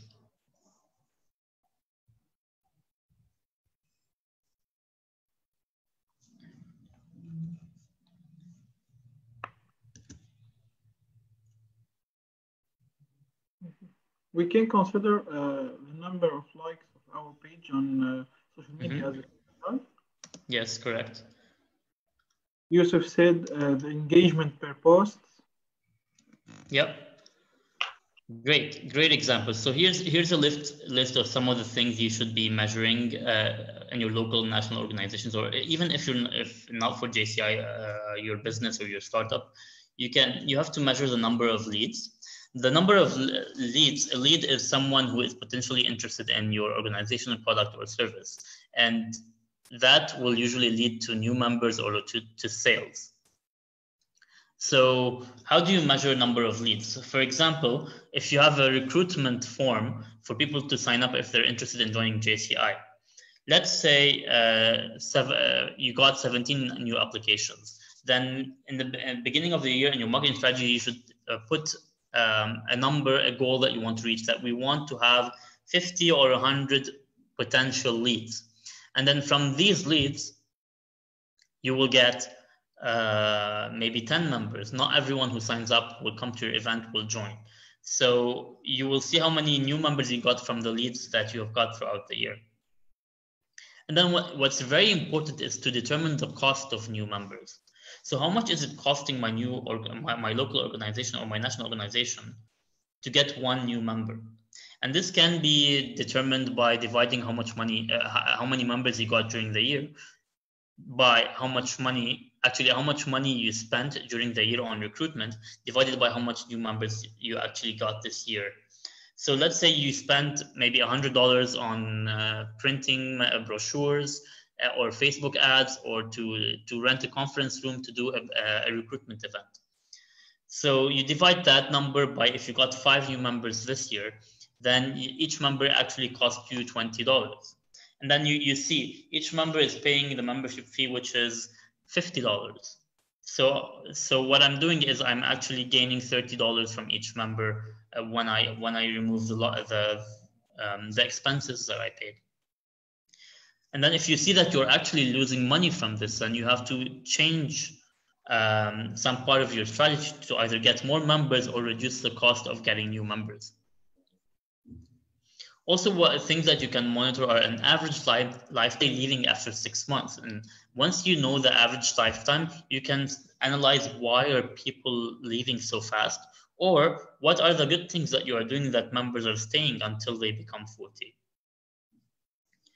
Another thing that you can measure is traffic to lead ratio.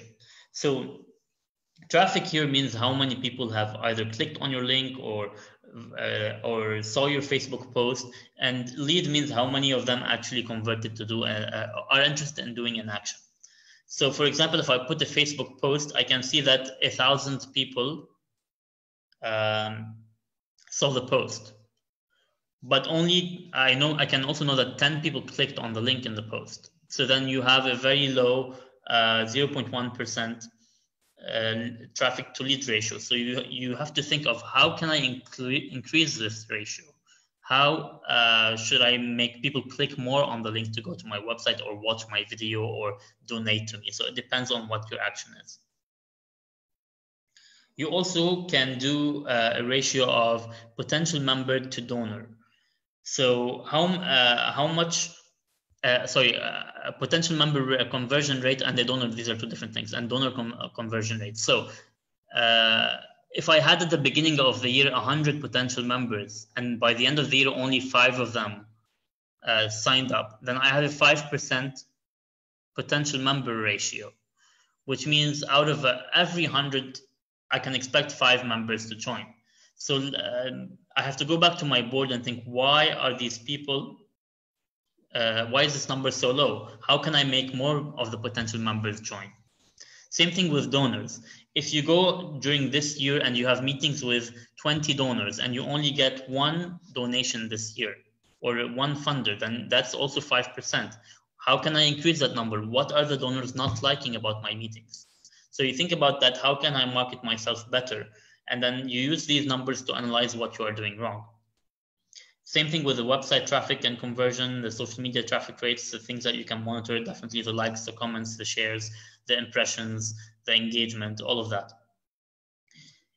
With email marketing, you can actually track so many things. If you're using tools like MailChimp, you can know how many people opened your email.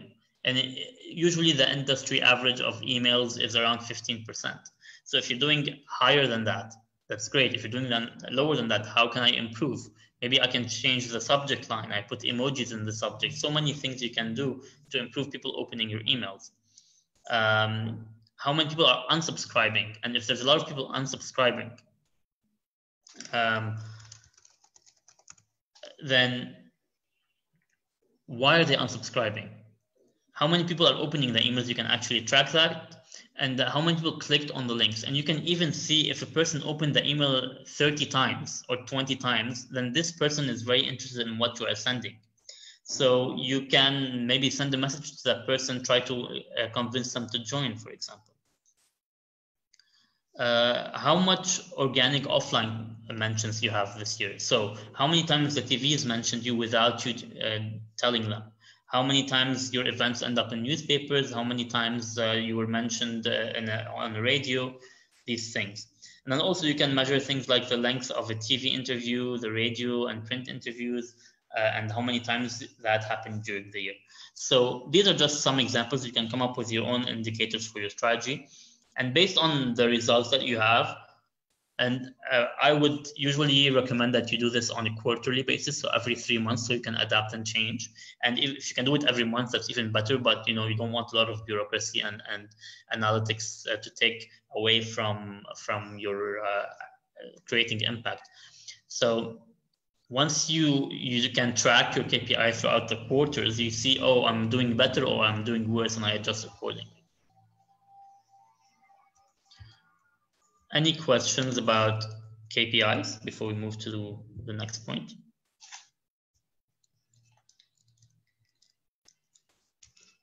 Okay, great. We can continue. So now we're going to talk about monitoring. What is your community saying about your local or national organization? Do you know, how do you monitor what the word of mouth of your organization is? Or your reputation? It might not be very easy to do if one person is talking to another, because you can't listen to all conversations.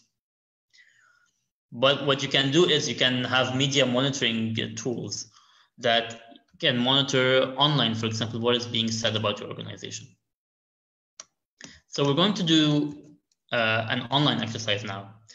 I want you all to take up your phones or on your laptops to go on Google, put in your local organization, the name of your local organization, and search and try to see what is being said about your organization. And here we're not talking about the owned media. So you can disregard your Facebook page, your Twitter account, your website, all of that. I want you to see what the media or people are saying about you. Are there any blogs? Is there any media mentions? You can click on the news section and do that. I will do for my organization to show you, and then I would like to see feedback. Maybe in the comments, leave some notes of what you found about your organization.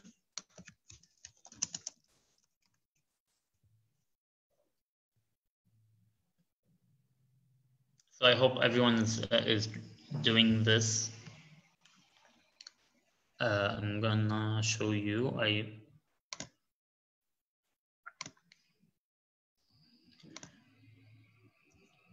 So can you see the screen now? Yes, we do. Great. So what I did is I searched for JCI Beirut, my local organization. And then what you can see, there's 111,000 results mentioning JCI Beirut, which is a massive, massive number. So let's go through the top results. The top result is our Facebook page. So this is our own media. It's something we control. The second result is from Beirut.com. It's a news website. So when I open that,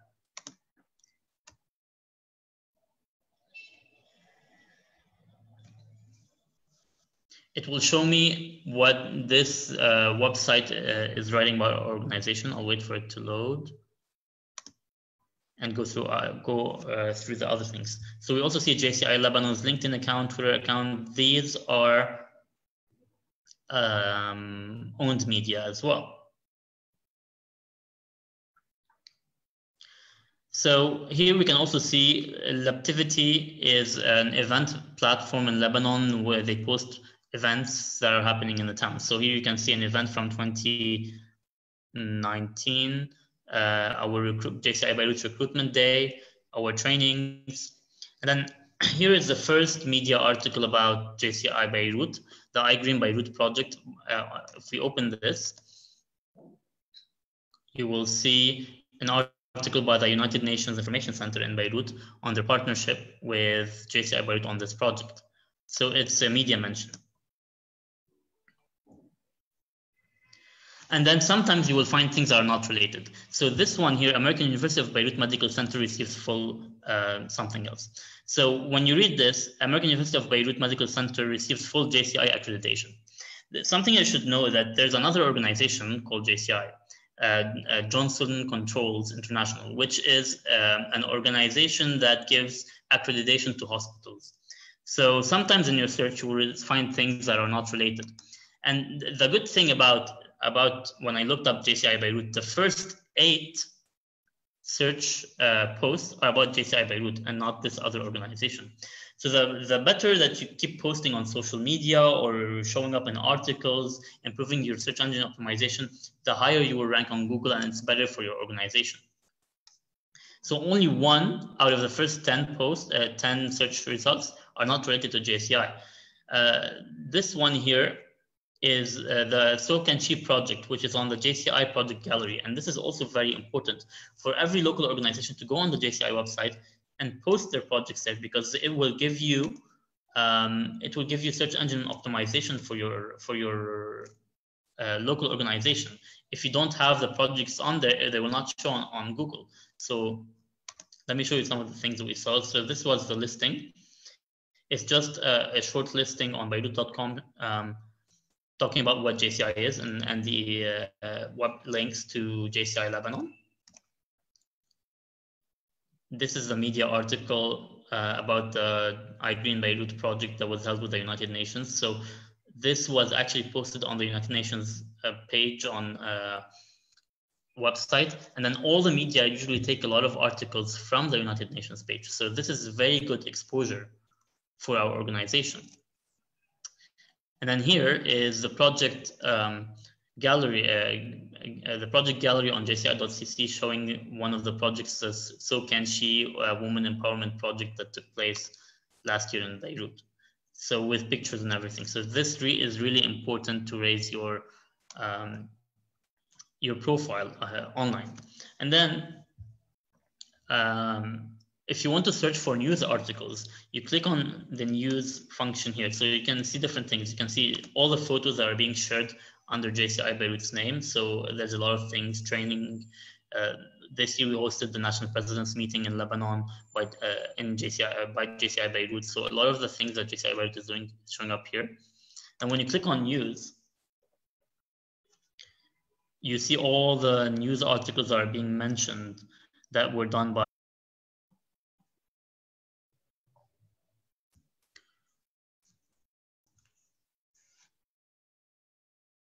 who knows why do we have to do this monitoring exercise regularly?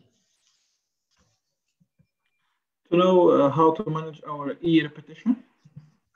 Definitely to manage, how do you manage your e-reputation? So what do you do? How do you know what you need to change?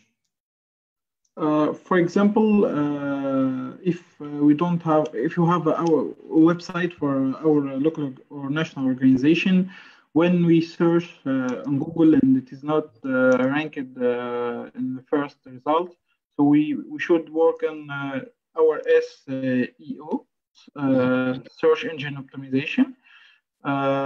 We should work to have more article on web magazine and websites to be related to our brand name. Mm-hmm.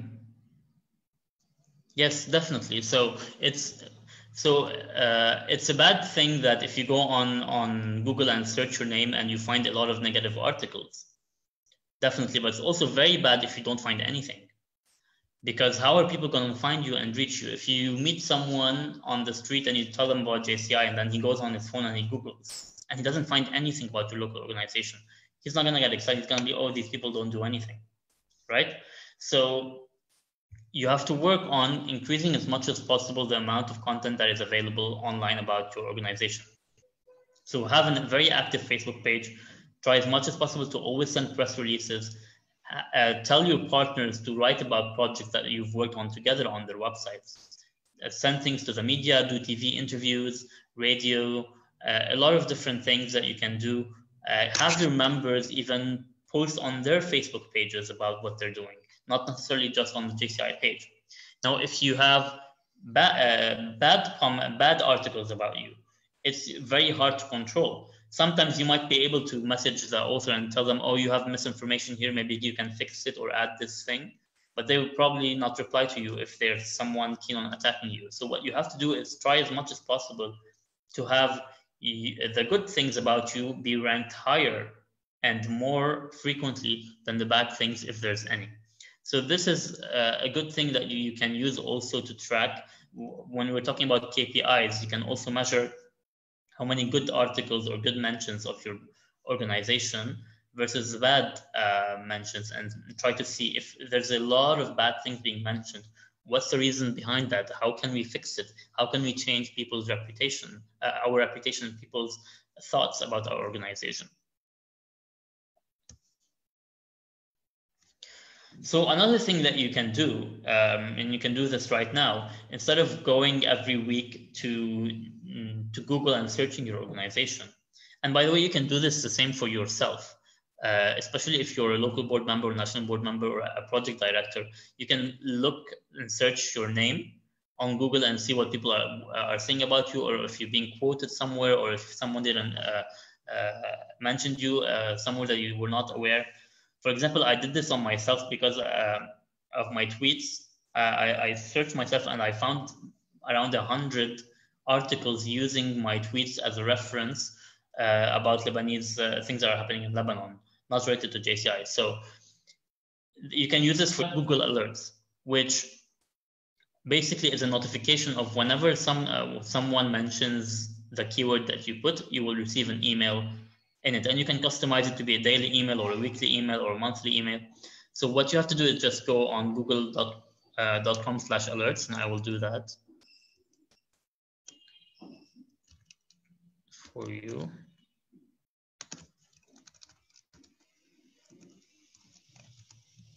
By the way, I didn't hear from many of you about what you found when you Googled your organization. If you want to leave that in the comments, that would be good.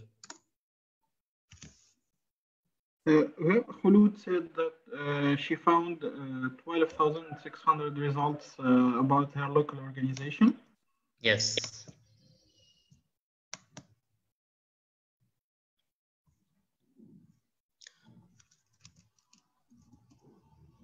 So Kamal Kumar said not much about his local organization, but about the national organization. So Kumar, you should work more on your e-reputation. Yes, definitely. Try as much as possible to have more about your local organization, because in the end, the local organizations are the people who are doing the events on the ground and not the national organization.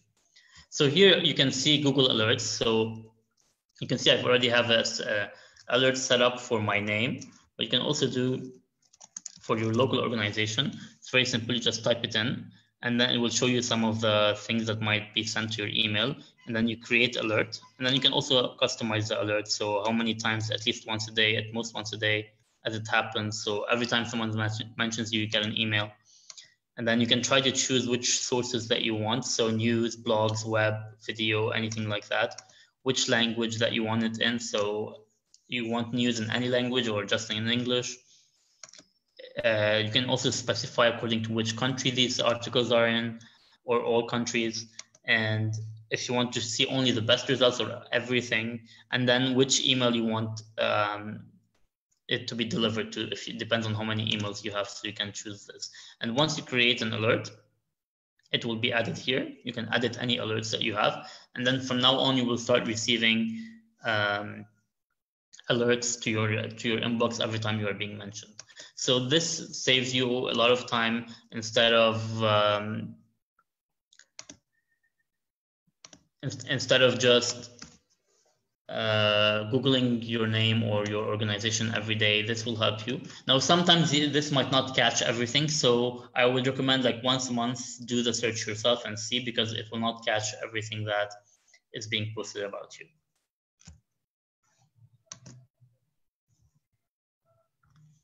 So we talked about this, how we can use this information to improve our marketing strategy. If we don't have a lot of mentions on media, like newspapers, articles, TVs, we can actively start trying to do that. If we don't have a lot of mentions on social media, we can start trying to boost our page. Maybe start sending more press releases to magazines and newspapers and all of that. If we're having a lot of negative mentions, try to mediate those, call the people and tell them, explain to them the situation. If there's any misinformation, maybe you can write a blog about it or put it on your website so you can rank higher. So the last thing I want to talk about is assigning responsibility. And this is very important as part of the sustainability. Who should be responsible for creating, maintaining, implementing, and updating your organization's marketing strategy? So as we know, JCI is a 1 year to lead organization. So people's roles change every year. And in order to mitigate that, as I already talked about several times, we should have a marketing strategy that spans the 1 year. It should be a part of a strategic plan. So who do you think should be responsible for creating and maintaining and implementing this? Any ideas?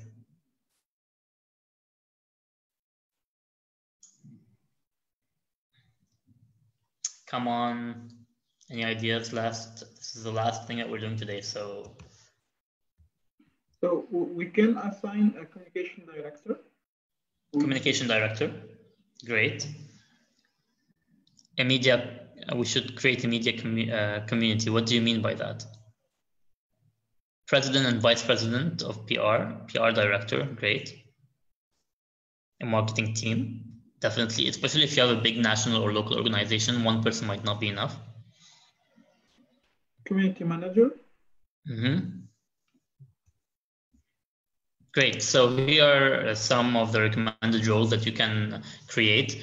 So it can be a national or local director for communications or a director for marketing. Project directors in charge of marketing their own projects. So sometimes maybe the marketing director of your local organization might not have the time to do the marketing for every project. So whenever you are creating a new project and you're assigning the roles for each project, make sure to have a person in charge of marketing for that project, either to sell more tickets or to get more people to attend, or to create marketing content for donors. As a coordinator for the website and social media, yes, definitely. Also, if you have a small organization, not a lot of people, then in general, the marketing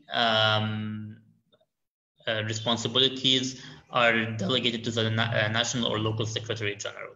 So the secretary, usually, if you don't have the capabilities or a lot of people on your organization to give this role to, they can be the person responsible for maintaining this. Because in the end, the SG is the person who is who should write the communication, write the emails, and do the newsletters. So a lot of these things are already his or her responsibility.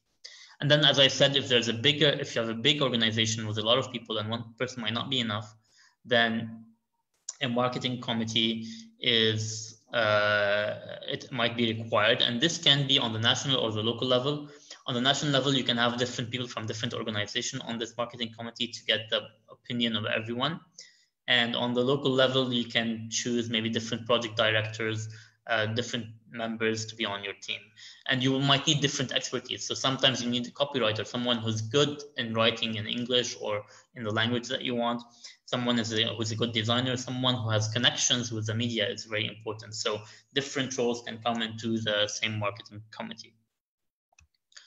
So any questions about this module before VP Ahmed chooses someone to do the module summary?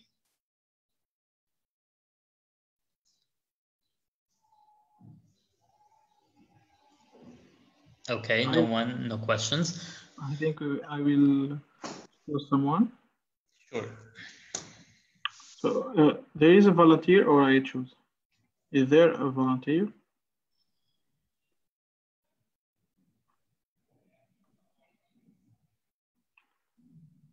No one is volunteering.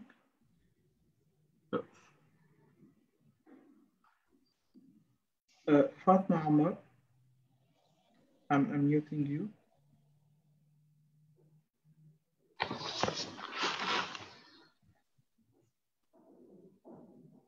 Can you hear us? Hello. Hello. I'm sorry, I couldn't get all the module since my internet connection is not really clear, but I try to say what I remember. We talked about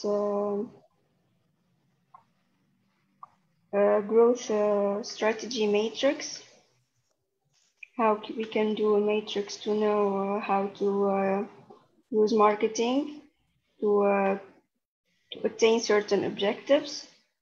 Also, we talked about key performance indicators, which is setting objectives and trying to attain them.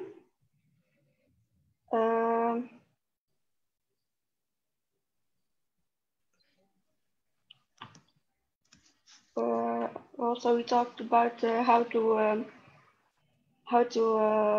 who is responsible for creating and implementing a marketing strategy, which are the marketing directors, and if they or the national directors, or they can hire a marketing committee. Okay. Great. Thank you very much for the summary. If you have any questions about the module, you can leave them in the comments while I do the key takeaways from the whole course from yesterday and today. These are some of the key takeaways. So in the beginning, make sure you are using the latest and correct JCI branding. So if you missed yesterday's session, there's a Facebook Live video. You can watch it on the Facebook page. And maybe VP Ahmad, you can leave a direct link to it here so that they can watch it. Re-evaluate your organization's positioning and unique value proposition. So we also talked about that yesterday. Understand where your positioning is in people's minds and what is your unique selling point to people. And then also create specific communication material that suit your organization's internal and external audience. So we talked about this today, about how we can differentiate the types of communication that we will be doing. Someone sent me a message, but it disappeared. And assign marketing responsibility to capable officers who will ensure proper monitoring, measurement, and growth. So this is about the sustainability that we talked about in the end. So these are the major takeaways of the course. Again, if you have any questions, please leave them in the comments, and I will finish the course with this quote, which is, marketing is no longer about the stuff that you make, but about the stories that you tell. And this is something that everyone is focusing on right now, how to story tell your content instead of just telling people things. So these are some of the resources that you can use to supplement this course. The JCI Corporate Identity Guidelines, you can find that in the library. The JCI Style Guide, which shows you which words that you can use, the official terms. So did you know that, for example, you cannot use JCI Chapter because that's not the official term. The official term is a JCI organization, JCI local organization, JCI national organization. So this is one of the things that you will learn if you check out the Style Guide of the official words that we're using. And then in general, there's a JCI Identity and Marketing library folder, which has a lot of the content that you will use in terms of templates for business cards, for letterheads, for PowerPoint presentations and things like that. And then as a reminder, there's 2 upcoming courses that are not developed yet, so keep an eye for them in the next year. This course is not, I see a question about the knowledge test. This course is still not an official course, it's a test course. So we are running the test right now for it to get feedback. Hopefully I will send everyone who left their email a feedback form to give me feedback about this course so we can adjust it. And hopefully by the end of the year, we will be able to, but do not expect it anytime soon. It will be a few months before it will be online. If you have not filled in the registration, I will leave the link again. In order to receive the knowledge test, you should have attended and left your registration yesterday and today. But if you want to receive the slides and everything else, feel free to register on this link if you haven't done so already. So, thank you very much, dear Mohammad, for this course. I hope everyone enjoyed the 2 sessions, yesterday and today. For me, I really did. So for people registered, so you will receive, as dear Mohammad said, the slides and all the resources needed for this course. I hope you enjoyed. Sorry, I did not. I only sent the registration for 1 person, not to everyone, so I'll post it again. Please leave, even if you did not attend yesterday, you can leave your email in the link that I'm posting. Really happy that a lot of you have joined us today, and the people also watching on Facebook, thank you for joining us. If you have any questions later on, you can email me. I actually leave up my email on the screen. Answering Kumar, yes, you should register twice, yesterday and today.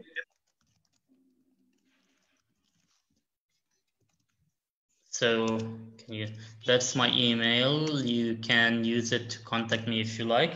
I'm Hijazi at jci.cc. Please, everyone who's writing their emails in the comment section, please leave it in the registration link and not in the comment section, because I will not have access to that.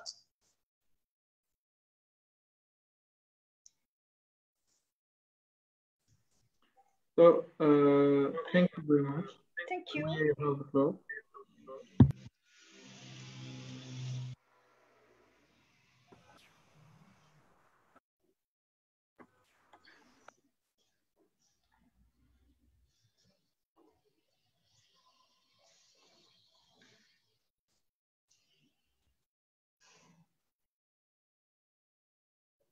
Okay, great. Anything else? As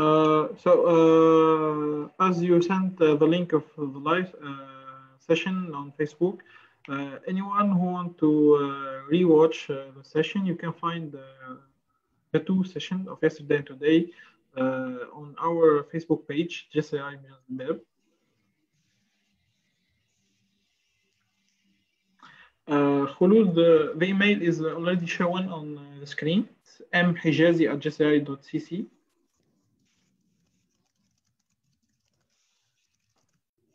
And I think it's time for our selfie. So, yes, let me close the slides. Share with us your cam and take a picture. Ahmad, will you be posting these on Facebook? Yeah, of course. These from yesterday and today.